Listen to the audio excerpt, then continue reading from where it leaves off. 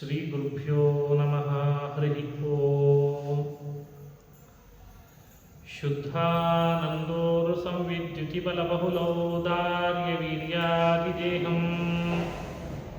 ಚಿಂತಾ ಸಂತಾಪಲೇಖೋದ್ಭವಮೂರ್ತಿಮುಖರಾಶೇಷದೋಷಾತಿದೂರಂ ಸದ್ಭ್ಯದ್ವೈರಾಗ್ಯಭಕ್ತಿಶ್ರುತಿಮತಿನಿಯತಧ್ಯಾನಜಜ್ಞಾನಯೋಗಾತ್ ಗಮ್ಯಂ ವಂದೇ ಮುಕುಂದಾವಿಧಮಮಲಮಲಂ ಬ್ರಹ್ಮವೇದಾಂತವೇದ್ಯಂ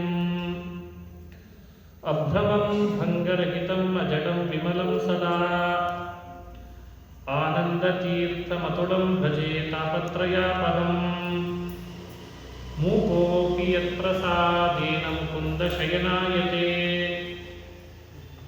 ರಾಜರಾಜಾಯತೆ ರಿಕ್ತೋ ರಾಘವೇಂದ್ರಂ ತಮಾಶ್ರಯೇ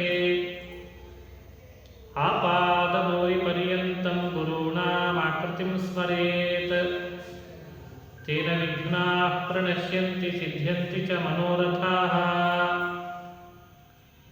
ಶ್ರೀ ಹರಿವಾಯು ಗುರುಗಳ ಚರಣಾರವಿಂದಗಳಲ್ಲಿ ಭಕ್ತಿಪೂರ್ವಕ ಪ್ರಣಾಮಗಳನ್ನು ಅರ್ಪಿಸಿ ಪರಮಪೂಜ್ಯ ಕೂಡ್ಲಿ ಅಕ್ಷೋಭ್ಯ ತೀರ್ಥರ ಮಠಾಧೀಶರ ಚರಣಾರವಿಂದಗಳಲ್ಲಿ ಭಕ್ತಿಪೂರ್ವಕವಾಗಿ ನಮಸ್ಕರಿಸಿ, ವಿಶೇಷ ಸನ್ನಿಧಾನ ವಿದ್ಯಾಧೀಶ ತೀರ್ಥ ಶ್ರೀಪಾದಂಗಳವರ ಹಾಗೂ ಸತ್ಯಾಭಿಜ್ಞ ತೀರ್ಥ ಶ್ರೀಪಾದಂಗಳವರ ಸನ್ನಿಧಾನ. ಇಂಥ ಸನ್ನಿಧಾನದಲ್ಲಿ ಏಕಾದಶಿಯ ಪರ್ವಕಾಲ ಸತ್ಯಧರ್ಮ ತೀರ್ಥ ಶ್ರೀಪಾದಂಗಳವರ ಆರಾಧನೆಯು ಕೂಡ ಈಗಲೇ ನಡೀತಾ ಇದೆ. ಹಾಗಾಗಿ ಸತ್ಯಧರ್ಮ ತೀರ್ಥರ, ಸತ್ಯಾಭಿಜ್ಞ ತೀರ್ಥರ, ವಿದ್ಯಾಧೀಶ ತೀರ್ಥ ಶ್ರೀಪಾದಂಗಳವರ ಚರಣಾರವಿಂದಗಳಲ್ಲಿ ಭಕ್ತಿಪೂರ್ವಕವಾಗಿ ನಮಸ್ಕರಿಸಿ, ಅಜಾ ಏಕಾದಶಿಯ ಈ ಪರ್ವಕಾಲದಲ್ಲಿ ಹರಿಕಥಾಮೃತ ಸಾರದ ಸ್ವಗತ ಸ್ವಾತಂತ್ರ್ಯ ಸಂಧಿಯನ್ನು ಕುರಿತು ಸ್ವಲ್ಪ ಹೊತ್ತು ಪ್ರವಚನ ಮಾಡ್ತಾ ಇದ್ದೇನೆ. ಸ್ವಗತ ಸ್ವಾತಂತ್ರ್ಯ ಅಂತಂದರೆ ಕೇಳಿದಾಗಲೇ ಒಂದು ರೀತಿ ಸ್ವಲ್ಪ ಮನಸ್ಸಿನಲ್ಲಿ ಬೇಗ ಅರ್ಥ ಹೊಳೆಯಲ್ಲ. ಈ ಒಂದು ಪುಸ್ತಕದಲ್ಲಿ ಹೀಗೂ ಮುದ್ರಣ ಆಗಿದೆ, ಸ್ವಗತ ಸ್ವಾತಂತ್ರ್ಯ ದಾನ ಸಂಧಿ ಅಂತ ಮುದ್ರಣ ಆಗಿದೆ. ಸ್ವಗತ ಸ್ವಾತಂತ್ರ್ಯ ಅನ್ನೋಕ್ಕಿಂತ ಸ್ವಗತ ಸ್ವಾತಂತ್ರ್ಯ ದಾನ. ಭಗವಂತನಲ್ಲಿ ಸ್ವಾತಂತ್ರ್ಯ ಗುಣ ಇದೆ, ಅದನ್ನು ಪರಮಾತ್ಮ ಜೀವರಲ್ಲಿ ಇಟ್ಟು ಜೀವರಲ್ಲಿ ತನ್ಮೂಲಕವಾಗಿ ಕಾರ್ಯಗಳನ್ನು ಮಾಡಿಸ್ತಾನೆ ಅಂತ ಅಭಿಪ್ರಾಯದಲ್ಲಿ ಸ್ವಗತ ಸ್ವಾತಂತ್ರ್ಯ ದಾನ ಅಂತ ಬಹುಶಃ ಮುದ್ರಣ ಆಗಿರಬೇಕು. ದಾಸರು 32 ಸಂಧಿ ಹರಿಕಥಾಮೃತ ಸಾರದಲ್ಲಿ ಪ್ರಮುಖವಾಗಿ ನಮಗೆ ಅನುಸಂಧಾನ ಮಾಡಿಸಿದ್ದು, ಆ ಭಗವಂತನೇ ಎಲ್ಲವನ್ನು ಮಾಡಿಸುವವ, ನಾವಲ್ಲ. ಅವನು ನಿಜವಾಗಲೂ ಸ್ವತಂತ್ರ, ಅವನೇ ನಮ್ಮ ಬಿಂಬ, ನಾವೇನಿದ್ರೂ ಅವನ ಪ್ರತಿಬಿಂಬರಷ್ಟೇ. ಮಾಡುವ ಪ್ರತಿ ಕಾರ್ಯಗಳನ್ನು ಅವನಿಗೆ ಸಮರ್ಪಣೆ ಮಾಡತಕ್ಕದ್ದು. ನಮ್ಮೊಳಗಿದ್ದು ಅವನೇ ಮಾಡಿಸಿದ ಕರ್ಮಗಳಲ್ಲಿ ಆತ ಸ್ವಾಖ್ಯರಸವನ್ನು ಮಾತ್ರ ಸ್ವೀಕಾರ ಮಾಡ್ತಾನೆ. ಸಮರ್ಪಿಸಿದ ಕರ್ಮಗಳಲ್ಲಿ ಪುಣ್ಯ ಹಾಗೂ ಪಾಪಗಳಲ್ಲಿ ಪಾಪಗಳನ್ನು ಭಸ್ಮ ಮಾಡಿ ಪುಣ್ಯದ ಫಲವನ್ನು ನಮಗೆ ಅಂತ ಕೊಡ್ತಾನೆ. ಹಾಗಾಗಿ ನಾವು ಸಮರ್ಪಣೆ ಮಾಡುವುದನ್ನು ಮರಿಬಾರ್ದು, ಅವನೇ ಸರ್ವತಂತ್ರ ಸ್ವತಂತ್ರ ಅನ್ನೋದನ್ನು ಮರಿಬಾರ್ದು, ಅವನ ಅಧೀನವಾಗಿ ನಾವಿದ್ದೇವೆ ಅಂತ ಅನ್ನೋದನ್ನು ಮರಿಬಾರ್ದು, ಅವನ ಅಧೀನವಾಗಿ ತತ್ವಾಭಿಮಾನಿಗಳಿರ್ತಾರೆ ಅನ್ನೋದನ್ನು ತಿಳಿಬೇಕು. ಆ ತತ್ವಾಭಿಮಾನಿಗಳು ನಮ್ಮ ದೇಹದೊಳಗಿದ್ದು ನಮ್ಮಿಂದ ಕಾರ್ಯಗಳನ್ನು ಮಾಡಿಸ್ತಾರೆ ಅಂತ ಅದನ್ನು ಅರಿಬೇಕು. ಹೀಗಿವೆ ಪ್ರಮೇಯ ವಿಷಯಗಳನ್ನು ಮುಮುಕ್ಷುಗಳಿಗೆ ಅತ್ಯಂತ ಅವಶ್ಯಕವಾದದ್ದನ್ನು, ಶಾಸ್ತ್ರದ ಸಾರಭಾಗವನ್ನು ನಮಗೋಸ್ಕರ ಅಂತ ಅನುಸಂಧಾನ ಮಾಡಿಸ್ತಾ ಬರ್ತಾರೆ. ಇದು 32 ಸಂಧಿಯಲ್ಲಿ ಅವರು ಮಾಡಿದ್ದಾರೆ. ಸ್ವಾತಂತ್ರ್ಯದ ವಿಷಯದಲ್ಲಿ 3 ಸಂಧಿಗಳು ಬರ್ತವೆ. ಮೊದಲು ದತ್ತ ಸ್ವಾತಂತ್ರ್ಯ, ಆಮೇಲೆ ಸ್ವಗತ ಸ್ವಾತಂತ್ರ್ಯ, ಇನ್ನು ಮುಂದಿಂದು ಸರ್ವಸ್ವಾತಂತ್ರ್ಯ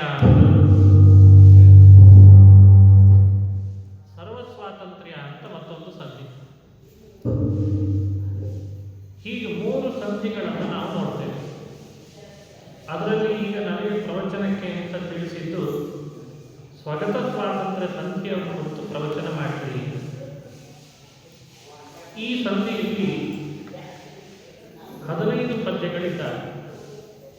15 ಪದ್ಯಗಳಿಂದ ದಾಸರು ಹೇಳಿಕೊಟ್ಟಂಥ ವಿಷಯ ಏನು?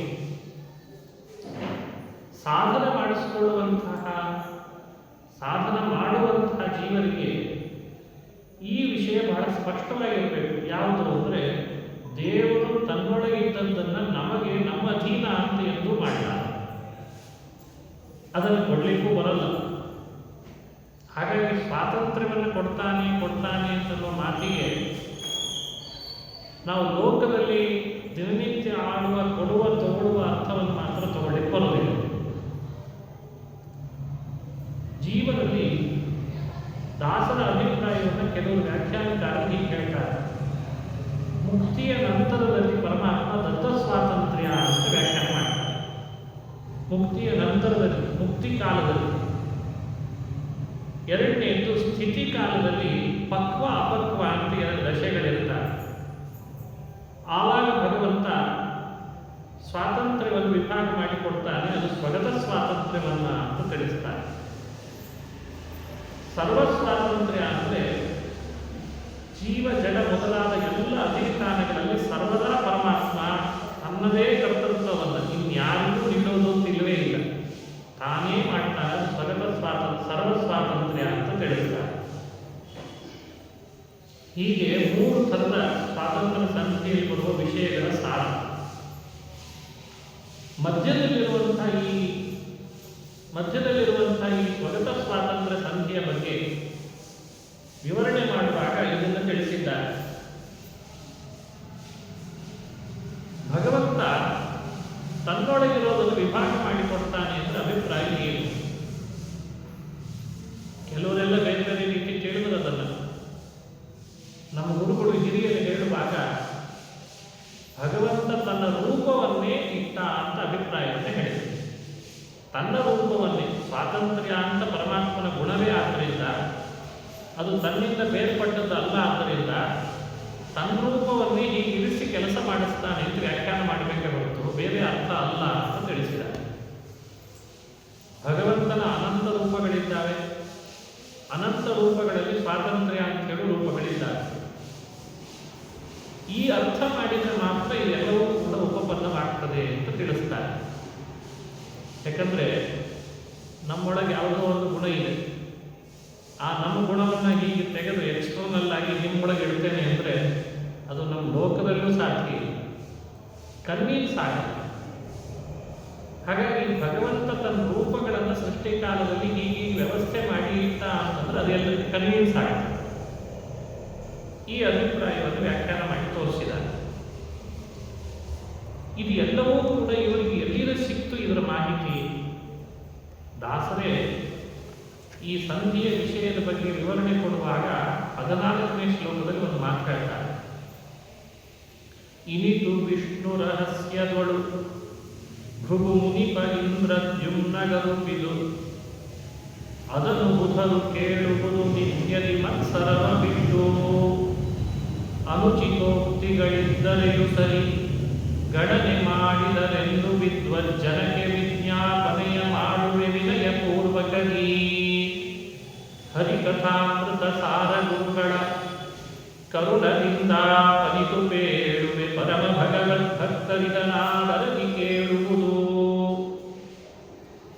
ಈ ಸಂಧಿಯ 14ನೇ ಪದ್ಯ ಇನಿತು ವಿಷ್ಣು ರಹಸ್ಯಗಳು ಅಂತ ಪರಿಚಯಿಸಿದ. ಹಾಗಾಗಿ ಈ ಸಂಧಿಗೆ ಆಧಾರ ಗ್ರಂಥ, ಆಕರ ಗ್ರಂಥ ವಿಷ್ಣು ರಹಸ್ಯ ಅಂತ ದಾಸರೇ ಹೇಳಿದ್ರಿಂದ ನಾವು ಅದನ್ನು ತೆಗೆದು ನೋಡಬೇಕಾಯಿತು. ಅಲ್ಲಿ ಯಾರಿಗೆ ಹೇಳಿದಾಗ ಬಂದದ್ದು? ಭೃಗು ಮುನಿಪ ಇಂದ್ರದ್ಯುಮ್ನಗೆ ಅರುವುದು. ಭೃಗು ಮುನಿಪ, ಭೃಗು ಮುನಿಗಳು. ಇಂದ್ರದ್ಯುಮ್ನ ಅಂತ ಒಬ್ಬ ರಾಜ. ಬಹಳ ಪ್ರಸಿದ್ಧ ರಾಜ ಅವಂತಿ ದೇಶದ ಆಳ್ವಿಕೆಯನ್ನು ನಡೆಸ್ತಾ ಇದ್ದ ಅಂತ ಕೇಳ್ತೇವೆ. ಆ ಅವಂತಿ ದೇಶದ ಇಂದ್ರದ್ಯುಮ್ನ ರಾಜ ಭಗವದ್ ಭಕ್ತನಾಗಿದ್ದ. ಅವನು ಇವರ ಬಳಿಯಿಂದ ತತ್ವೋಪದೇಶವನ್ನು ಬೇಡಬೇಕು ಅಂತ ಕೇಳಿಕೊಂಡ. ಹಾಗಾಗಿ ಗುರು ಮುನಿಗಳು ಅವನಿಗೆ ಉಪದೇಶ ಮಾಡಿದ್ರು ಅಂತ ತಿಳಿಸ್ತಾರೆ.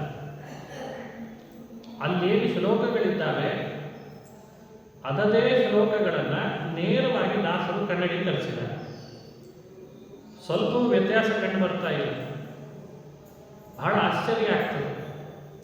ಆ ಶ್ಲೋಕಗಳನ್ನು ಹೇಳ್ತೇನೆ. ಇಲ್ಲಿರುವಂತಹ ಭಗವತ್ ದಾಸರ ಪದ್ಯಗಳನ್ನು ನೋಡ್ತೇವೆ. ಎರಡನ್ನೂ ನೋಡಿದರೆ ಮತ್ತಷ್ಟು ನಮಗೆ ಕನ್ವಿನ್ಸ್ ಆಗ್ತದೆ, ಸ್ಪಷ್ಟ ಆಗ್ತದೆ. ಅದಕ್ಕೆ ಅವರಂತಾರೆ, ಇಂದ್ರದ್ಯುಮ್ನಗೆ ಅರ್ಪಿದನು ಭೃಗು ಮುನಿಪ ಬುಧರು ಕೇಳುವುದು ನಿತ್ಯದಿ ಮತ್ಸರವ ಬಿಟ್ಟು ಅಂತ. ಇದನ್ನು ಬುಧರು ಕೇಳುವುದು ಮತ್ಸರವೇ ಬಿಟ್ಟು. ಈ ವಿಷಯದ ಬಗ್ಗೆ ಈ ಮೊದಲು ನಾನೇ ಹೇಳಿದೆ ಅಂತ ನನ್ನ ಬಗ್ಗೆ ಯಾರು ಮತ್ಸರ ಮಾಡೋದು ಬೇಡ ಅಂತ ದಾಸರು ಹೇಳ್ತಾರೆ. ಕೆಲವು ಥಾಟ್ಸ್ ಕೆಲವರಿಗೆ ಮಾತ್ರ ಪಡೀತು. ಜಗತ್ತಿಗೆ ಅದನ್ನು ಆತ ಆವಿಷ್ಕಾರ ಮಾಡಿದಾಗ ತತ್ ಸಮಾನವಾದ ಸ್ತರದಲ್ಲಿದ್ದವರಿಗೆ ಅವನ ಬಗ್ಗೆ ಅಸೂಯೆ ಹುಟ್ಟಿತು. ಇದು ಎಲ್ಲ ಕಾಲದಲ್ಲಿ ನಡೆದಿದೆ. ಅಯ್ಯೋ ಇವನು ಹೇಳಿಬಿಟ್ನಲ್ಲ ಈ ಥರ, ನನಗೆ ಹೊಳಿಲಿಲ್ಲಲ್ಲ, ಈ ಮಾತ್ಸರ್ಯಕ್ಕೆ ಮದ್ದಿಲ್ಲ. ಆದರೆ ಸಾಧನೆ ಮಾಡಿಕೊಳ್ಬೇಕು ಅಂತ ಹೊರಟ ಸಜ್ಜನರಿಗೆ ಮಾತ್ರ ದಾಸರು ಕಿವಿ ಮಾತು ಹೇಳ್ತಾರೆ. ಮತ್ಸರವ ಬಿಟ್ಟು ನಿತ್ಯದಿ ಕೇಳುವುದು.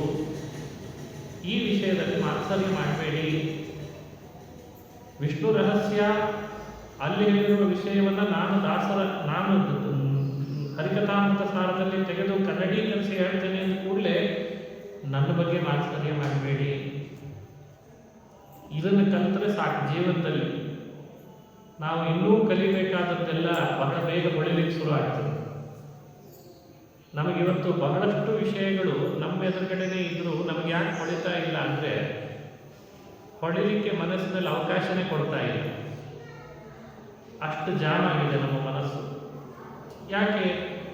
ಅನೇಕ ಸತ್ಯವನ್ನು ಕೂಡ ನಮ್ಮ ತರ್ಕಕ್ಕೆ ಒಳಪಡಿಸಿ ನಾವು ಅದನ್ನು ಅಲಗಳೆಯುವ ಪ್ರಯತ್ನ ಮಾಡ್ತಿರ್ತೇವೆ. ಕೆಲವು ವಿಷಯಗಳು ತರ್ಕಕ್ಕೆ ನಿಲುಕೋದಲ್ಲ ಅಂತ ಗೊತ್ತಿರ್ತದೆ. ಆದರೆ ತರ್ಕಕ್ಕೆ ಒಳಪಡಿಸಿದ ಕೂಡಲೇ ನಾವು ಅದನ್ನು ಅಲಗಳೆಯಲು ಶುರು ಮಾಡ್ತೇವೆ. ಈ ಎಚ್ಚರವೂ ನಮಗಿರಬೇಕಾದದ್ದೇ. ಅದಕ್ಕೆ ದಾಸರು ಮೊದಲೇ ಹೇಳಿ, ನಿತ್ಯದಿ ಮತ್ಸರವ ಬಿಟ್ಟು ಬುಧರು ಕೇಳುವುದು. ಮಾತ್ಸರ್ಯವನ್ನು ಬಿಟ್ಟು ಇದನ್ನ ಜ್ಞಾನಿಗಳಾದವರು ವಿದ್ವಾಂಸರು ಕೇಳಬೇಕು. ಅನುಚಿತೋಕ್ತಿಗಳಿದ್ದರೆಯೂ ಸರಿ ಕೇಳಬೇಕು ಅಂತ ಒಂದು ಮಾತು ಹೇಳ್ತಾರೆ. ಇದು ದಾಸರು ನಮಗೆ ಹೇಳ್ತಾ ಇರುವಂಥ ವಿನಯದ ಮಾತು. ಅನುಚಿತೋಕ್ತಿ ಅಂತಂದ್ರೆ ಈ ದಾಸರ ಮಾತುಗಳಲ್ಲಿ ನಮಗೇನು ಅನುಚಿತತೆ ಕಂಡು ಬರಲ್ಲ.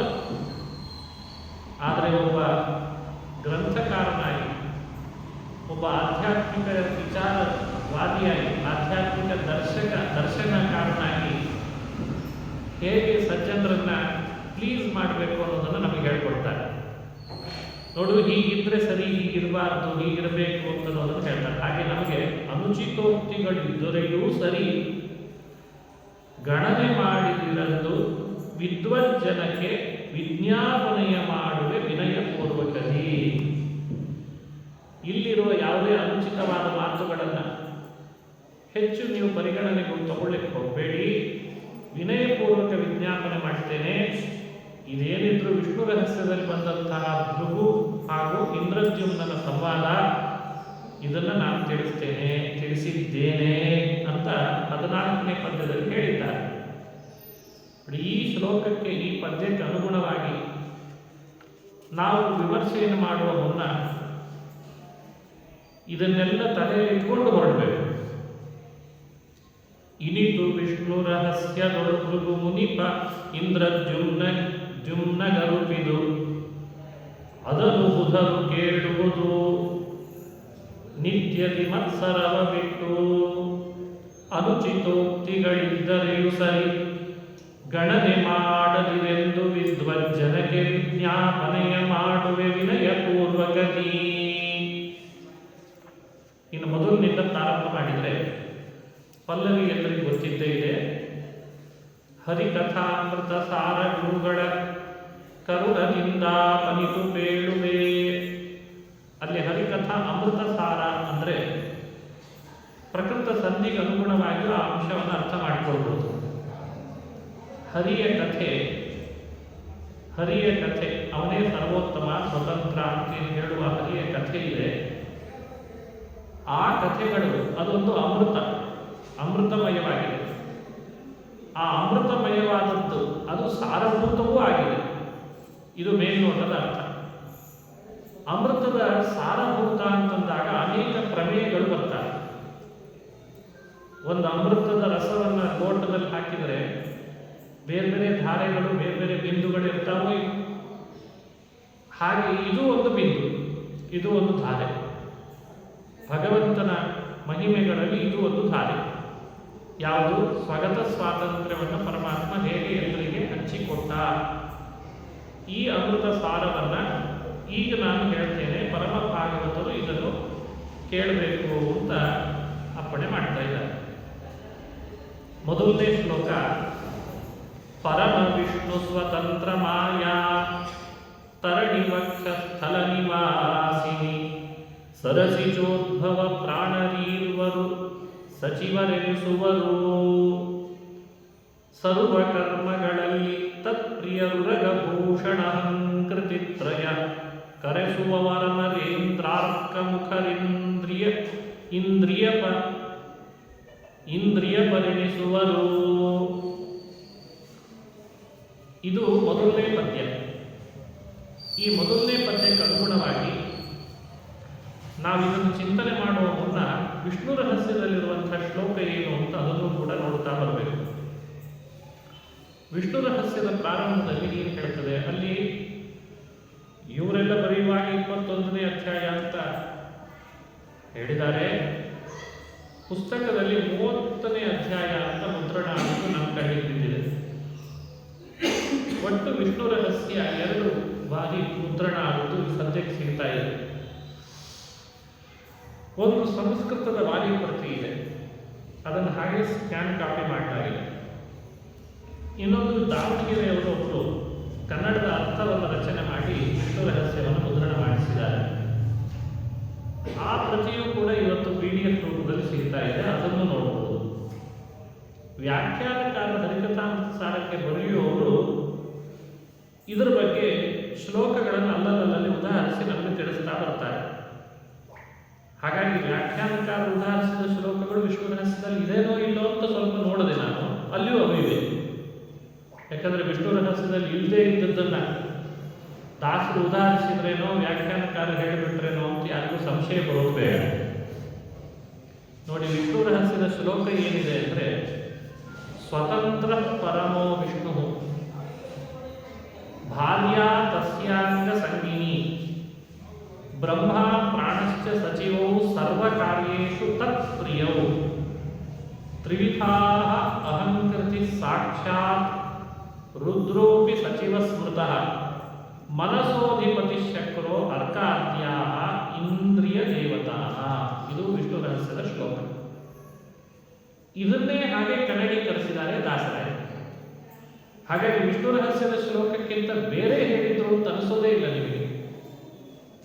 ಪರಮ ವಿಷ್ಣು ಸ್ವತಂತ್ರ ನೋಡಿ, ಅಲ್ಲಿ ಸ್ವತಂತ್ರ ಪರಮೋ ವಿಷ್ಣು ಅಂತ ಶುರುವಾಗಿದೆ. ಭಾರ್ಯ ತಸ್ಯಾಂಗ ಸಂಗಿನಿ ಅಂತ ಅಲ್ಲಿದೆ. ಇವರು ಮಾಯಾ ತರುಣಿವಕ್ಷ ಸ್ಥಳ ನಿವಾಸಿನಿ ಸರಸಿಜೋ ಮಾಯಾ ತರುಣಿವಕ್ಷ ಸ್ಥಳ ನಿವಾಸಿನಿ. ಮಾಯಾದೇವಿ ಅಂದರೆ ವಾಸುದೇವ ರೂಪಿ ಪರಮಾತ್ಮನ ಪತ್ನಿ ಲಕ್ಷ್ಮಿ. ಅವಳು ವಕ್ಷಸ್ಥಳ ನಿವಾಸಿನಿ, ವಿಷ್ಣುವಿನ ವಕ್ಷಸ್ಥಳದಲ್ಲಿ ವಾಸ ಮಾಡಿದವಳು. ಅದನ್ನು ಕೂಡ ಅಲ್ಲಿ ತಸ್ಯಾಂಗ ಸಂಗಿನಿ ಅಂತ ಅಲ್ಲಿ ಹೇಳಿದ್ದಾರೆ.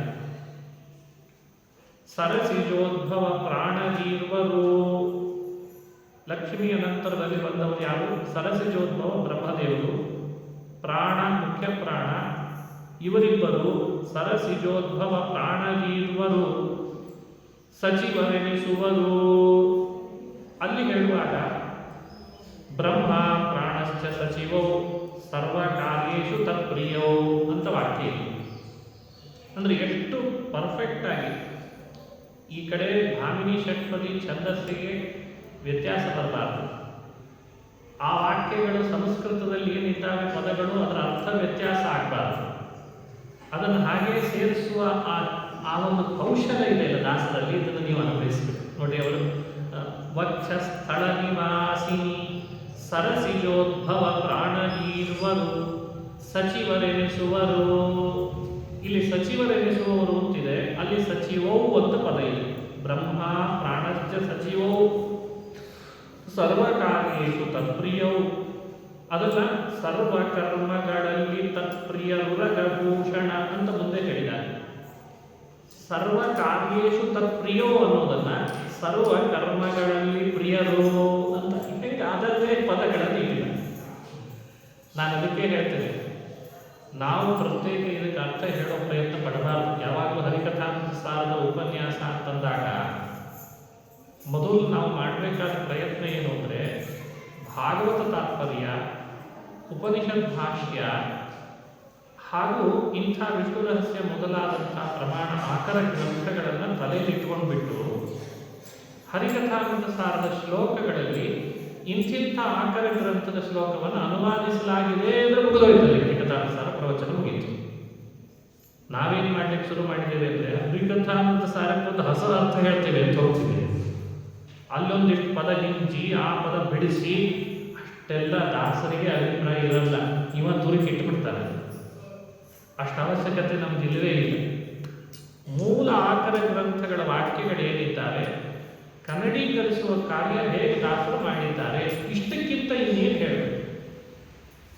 ಇದು ಬಹಳ ಮುಖ್ಯವಾದ ಕಾರ್ಯ. ಇವತ್ತು ಯಾವ್ಯಾವ ಪದ್ಯಗಳಿಗೆ ಮೂಲ ಆಕರ ಗ್ರಂಥಗಳನ್ನು ನಾನು ಹುಡುಕಿ ತೆಗೆದು ಹೇಳಲ್ಲ, ಆ ಪದ್ಯಗಳ ಸ್ವಾರಸ್ಯಕರವಾದ ಅರ್ಥ ನಮಗೆ ಹೇಳಲಿಕ್ಕೆ ಆಗಲ್ಲ, ಸ್ವಾರಸ್ಯ ಅನುಭವಿಸಲಿಕ್ಕೆ ಆಗಲ್ಲ. ನೋಡಿ, ಇಲ್ಲಿ ಇದನ್ನು ತೋರಿಸಿದರು. ಮುಂದಿನ ಮಾತೇನಿದೆ, ತ್ರಿವಿಧ ಅಹಂಕೃತಿ ಸಾಕ್ಷಾತ್ ರುದ್ರೋಪಿ ಸಚಿವ ಸ್ಮೃತ. ದಾಸರೇನು ಮಾಡಿದರು? ಉರಗಭೂಷಣ ಅಹಂಕೃತಿತ್ರಯ, ಉರಗಭೂಷಣ ಅಹಂಕೃತಿತ್ರಯ ಕರೆಸುವವರೇಂದ್ರಾರ್ಕ ಮುಖರಿಂದ್ರಿಯ ಇಂದ್ರಿಯ ಪರಿಣಿಸುವರು. ಅಲ್ಲೇನಿದೆ?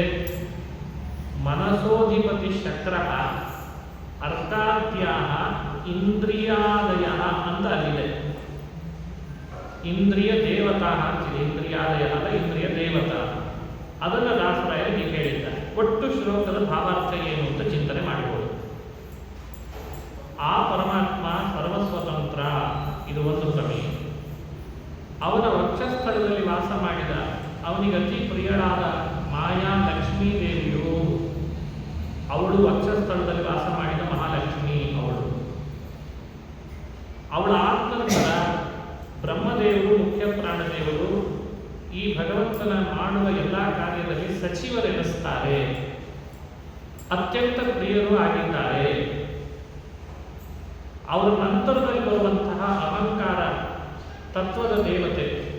ಅಹಂಕಾರ ಅನ್ನೋದು 3 ಪ್ರಭೇದವುಳ್ಳದ್ದು: ವೈಕಾರಿಕ ಅಹಂಕಾರ, ತೈಜಸ ಅಹಂಕಾರ, ತಾಮಸ ಅಹಂಕಾರ. ಅದರಲ್ಲಿ ವೈಕಾರಿಕ ಅಹಂಕಾರ, ತೈಜಸ ಅಹಂಕಾರಗಳಲ್ಲಿ ಗರುಡ, ಶೇಷ, ರುದ್ರ ಅಂತ 3 ಏನಿದ್ದಾರೆ ಅವರು ಅದರ ಅಭಿಮಾನಿ ದೇವತೆಗಳಾಗಿದ್ದಾರೆ. ನೋಡಿ, ಅದನ್ನು ತಿಳಿಸಿದ್ರು. ವೈಕಾರಿಕ, ತೈಜಸ, ತಾಮಸ, ಈ ಎಲ್ಲ ದೇವತೆಗಳು ಕೂಡ ಈ 3ಕ್ಕಿದ್ದಾರೆ. ಉರಗಭೂಷಣ ಅನ್ನೋ ಶಬ್ದ ರುದ್ರದೇವರನ್ನು ಹೇಳ್ತದೆ. ಕಾರಣ, ಉರಗ ಅಂದರೆ ಸರ್ಪ. ಸರ್ಪವನ್ನು ತಮ್ಮ ಆಭರಣ ಮಾಡಿಕೊಳ್ಳೋದ್ರಿಂದ ರುದ್ರದೇವರಿಗೆ ಉರಗಭೂಷಣ ಅಂತ ಹೆಸರು ಬಂದಿದೆ. ಅವರು ಅಹಂಕಾರಗಳಲ್ಲಿ ತಾಮಸ ಅಹಂಕಾರದ ದೇವತೆ ಅವರ ಅಭಿಮಾನಿಗಳಾಗಿದ್ದಾರೆ. ಅಮರೇಂದ್ರ ಅರ್ಕ ಪ್ರಮುಖ ಅಂತ ಮುಂದೊಂದು ಶಬ್ದ ಇದೆ. ಅಮರೇಂದ್ರ ಅರ್ಕ ಪ್ರಮುಖ. ಅಮರೇಂದ್ರ ಅಂದ್ರೆ ಯಾರು? ದೇವೇಂದ್ರ. ಅರ್ಕ ಅಂದ್ರೆ ಸೂರ್ಯ. ಪ್ರಮುಖ ಮೊದಲಾದ ದೇವೇಂದ್ರ, ಸೂರ್ಯ ಮೊದಲಾದಂತಹ ದೇವತೆಗಳು ಇಂದ್ರಿಯಪರೆನಿಸುವರು. ಇಂದ್ರಿಯಪ ಅಂದರೆ ಇಂದ್ರಿಯಗಳು ಅಂದರೆ ನಮ್ಮ ದೇಹದೊಳಗಿರುವ ಇಂದ್ರಿಯಗಳು, ಅವುಗಳ ಅಭಿಮಾನಿಗಳಾಗಿದ್ದಾರೆ. ಇಂದ್ರಿಯಾಭಿಮಾನಿ ದೇವತೆಗಳು ಹೀಗಿದ್ದಾರೆ ಅಂತ ತಿಳಿಯಿರಿ. ಇಷ್ಟು ವಿಷ್ಣು ರಹಸ್ಯದ ಶ್ಲೋಕವನ್ನು ಕನ್ನಡೀಕರಿಸಿದ ಪದ್ಧತಿ. ಇದರಲ್ಲಿ ಹೆಚ್ಚಿನ ವಿವರಣೆ ನಿಮಗೆ ಕೊಡಬೇಕಾದ ಅವಶ್ಯಕತೆ ಉಳಿಯಲಿಲ್ಲ. ಇದು ಮೊದಲನೇ ಪದ್ಯ. ಎರಡನೇ ಪದ್ಯದಲ್ಲಿ ಪ್ರಾರಂಭ ಮಾಡುವಾಗ ದಾಸರು ಹೇಳ್ತಾರೆ, ಈ ದಿವೋಕಸರಂತೆ ಕಲಿ ಮೊದಲಾದ ದೈತ್ಯರು ಸರ್ವದೇಹದಿ ತೋದಕರು ತಾವಾಗಿ ವ್ಯಾಪಾರಗಳ ಮಾಡುವರು. ವೇದನಂದಲಿ ಕಲಿ ಅಹಂಕಾರಾಧಿಪಾದಮ ಮಧುಕೈಟಭ ಕ್ರೋಧಿ ಶಂಬರ ಮುಖರು ಮನಸ್ಸಿಗೆ ಸ್ವಾಮಿ ಎನಿಸುವರು. ಓದುವಾಗ ಅರ್ಥ ಆಗ್ತದೆ. ಈ ಶ್ಲೋಕಕ್ಕೆ ಸಂಬಂಧಪಟ್ಟಂತೆ ವಿಷ್ಣು ರಹಸ್ಯದಲ್ಲಿ ಹೀಗೊಂದು ಮಾತು ಬಂದಿದೆ. ಏವಮೇವ ಹಿ ಕಲ್ಯಾದ್ಯಾಃ ಸರ್ವದೇಹೇಷು ಸಂಸ್ಥಿತಾಃ ಬ್ರಹ್ಮವಚ್ಚ ಕಲಿಃ ತೇಷಾಂ ಅಧಿಕೋ ಅಲಂಕೃತಿ ಸ್ಮೃತಃ ಮಧುಕೈಟಭ ಮುಖ್ಯಾಶ್ಚ ಶಂಬರಾದ್ಯಾಃ ಮನೋಧಿಕಾಃ. ಇದು ಶ್ಲೋಕ. ಭಾಗವತದಲ್ಲಿ 11ನೇ ಸ್ಕಂದದಲ್ಲಿ ಭಗವತ್ಪಾದರು ಈ ವಿಷಯವನ್ನು ನಮಗೆ ಹೇಳಿದ್ದಾರೆ. ನಮ್ಮ ದೇಹದೊಳಗೆ ಇಂದ್ರಿಯಾಭಿಮಾನಿ ದೇವತೆಗಳು ಹೇಗಿದ್ದಾರೋ ಅದರ ಸಮಾನ ನಾಮದ ದೈತ್ಯರು ಇರ್ತಾರೆ. ಕೆಟ್ಟ ಕೆಲಸಗಳಲ್ಲಿ ಪ್ರೇರೇಪಣೆ ಮಾಡುವವರೆಲ್ಲ ದೈತ್ಯರು, ಒಳ್ಳೆಯ ಕೆಲಸದಲ್ಲಿ ಪ್ರೇರಣೆ ಮಾಡುವವರೆಲ್ಲ ದೇವತೆಗಳು. ಈ ವಿಷಯ ಭಾಗವತ ತಾತ್ಪರ್ಯದಲ್ಲಿ ಹೇಳಿದ್ದಿದೆ. ಇದನ್ನು ಮನಸ್ಸಿನಲ್ಲಿ ಇಟ್ಟುಕೊಂಡು ವಿಷ್ಣು ರಹಸ್ಯದಲ್ಲೂ ಕೂಡ ಅದರ ಸ್ಪಷ್ಟೀಕರಣ ಬಂದದ್ದಿದೆ. ಈ ಶ್ಲೋಕದ ಅಂದರೆ ಈ ವಿಷ್ಣು ರಹಸ್ಯದ ಶ್ಲೋಕದ್ದೇ ವಿವರಣೆ ಮಾಡಲಿಕ್ಕೋಸ್ಕರ ಬಂದದ್ದು ಈ ಶ್ಲೋಕ ಪದ್ಯ. ಈ ದಿವೌಕಸರಂತೆ ನೋಡಿ ನೆನಪಾಗ್ತದೆ. ಈ ದಿವೌಕಸರಂತೆ ಹಿಂದೆ ಹೇಳಿದಂತಹ ಅರ್ಕ, ಸೂರ್ಯ, ಇಂದ್ರ ಇವರೆಲ್ಲ ನಮ್ಮ ದೇಹದ ಒಂದೊಂದು ಇಂದ್ರಿಯದ ಅಭಿಮಾನಿಗಳು. ಸೂರ್ಯ ಕಣ್ಣಿನ ಅಭಿಮಾನಿ, ಇಂದ್ರ ಮನಸ್ಸಿನ ಅಭಿಮಾನಿ, ಚಂದ್ರ ಇಂದ್ರರನ್ನು ಮನೋಭಿಮಾನಿಗಳು ಅಂತ ಕರೆದಿದೆ ಉಪನಿಷತ್ ಭಾಷ್ಯದಲ್ಲಿ. ಮೊದಲಾದ ಜಯಂತ, ದಕ್ಷ ಪ್ರಜಾಪತಿ ಇವರೆಲ್ಲರನ್ನೂ ಇಟ್ಟುಕೊಳ್ಬೇಕು. ಇವರೆಲ್ಲ ದೇವತೆಗಳು ಕೂಡ ಇಂದ್ರಿಯಾಭಿಮಾನಿಗಳು ಅಂತಿದ್ದಾರೆ. ಅದು ಪ್ರಸಿದ್ಧಿ ಇದೆ, ನೀವು ನೋಡ್ಕೊಳ್ಳಿ ಅಂತ ಅಭಿಪ್ರಾಯ ದಾಸರಿಗೆ. ಎಲ್ಲ ತಿಳಿಸಲ್ಲ, ಚಾರ್ಟ್ ಹಾಕಲ್ಲ ಅವರು. ಅಂದ್ರೆ ಅವರ ಅಭಿಪ್ರಾಯ ಏನು ಅಂದರೆ ತಿಳಿಸಿರಬೇಕು, ಕುತೂಹಲ ಮೂಡಿರಬೇಕು, ಇದಕ್ಕಿಂತ ಹೆಚ್ಚಿನ ವಿಷಯ ನನಗೆ ಬೇಕಲ್ಲ ಅಂತ. ಆವಾಗ ಸಹಜವಾಗಿ ನಾವು ಮಧ್ವಾಚಾರ್ಯ ಗ್ರಂಥಗಳನ್ನು ಅವಲೋಕನೆ ಮಾಡಲಿಕ್ಕೆ ಹೋಗಿರಬೇಕು. ಆವಾಗ ಅವರಿಗೆ ಪೂರ್ಣ ಜ್ಞಾನ ಬಂದಿರಬೇಕು. ಅದಕ್ಕೆ ಅವ್ರು ಏನು ಮಾಡ್ತಾರೆ ಅಲ್ಲಲ್ಲಿ ಅಂದರೆ ಆದಿಪದವನ್ನು ಹಾಕ್ತಾರೆ. ಅದರಿಂದ ಅವರಿಗೆ ಅಭಿಪ್ರಾಯ ಇದೆ, ನನ್ನ ಗ್ರಂಥವೇ ಪೂರ್ಣ ಅಲ್ಲ, ನನಗಿಂತ ಹಿರಿಯರಿದ್ದಾರೆ, ಅವ್ರ ಗ್ರಂಥ ನೀವು ನೋಡ್ಕೊಂಡು ಪೂರ್ಣ ಮಾಡಿಕೊಳ್ಬೇಕು. ಇಲ್ಲದೇ ಇದ್ರೆ ಇಲ್ಲಿ ಹೇಳುವಾಗ ಮೊದಲಾದ, ಮುಖ ಈ ಶಬ್ದಗಳನ್ನೆಲ್ಲ ಯಾಕೆ ಹಾಕ್ತಾರೆ? ಕರೆಸುವ ಅಮರೇಂದ್ರ ಅರ್ಕ ಮುಖರಿಂದ್ರಿಯಪರೆನಿಸುವರು. ಮುಖ ಅಂದ್ರೆ ಮೊದಲಾದ ಅಂದ್ರೆ ಯಾರು? ಅದನ್ನು ಮತ್ತೆ ನೀವು ನೋಡ್ಕೊಳ್ಬೇಕು ಬೇರೆ ಬೇರೆ ಗ್ರಂಥಗಳ ಮೂಲಕ ಅನ್ನೋದೇ ಅವರ ಅಭಿಪ್ರಾಯ. ಅವರು ಕೆಲವುದನ್ನು ಹೇಳ್ತಾರೆ. ಈ ಶ್ಲೋಕದಲ್ಲಿ ಏನು ಮಾಡಿದ್ರು?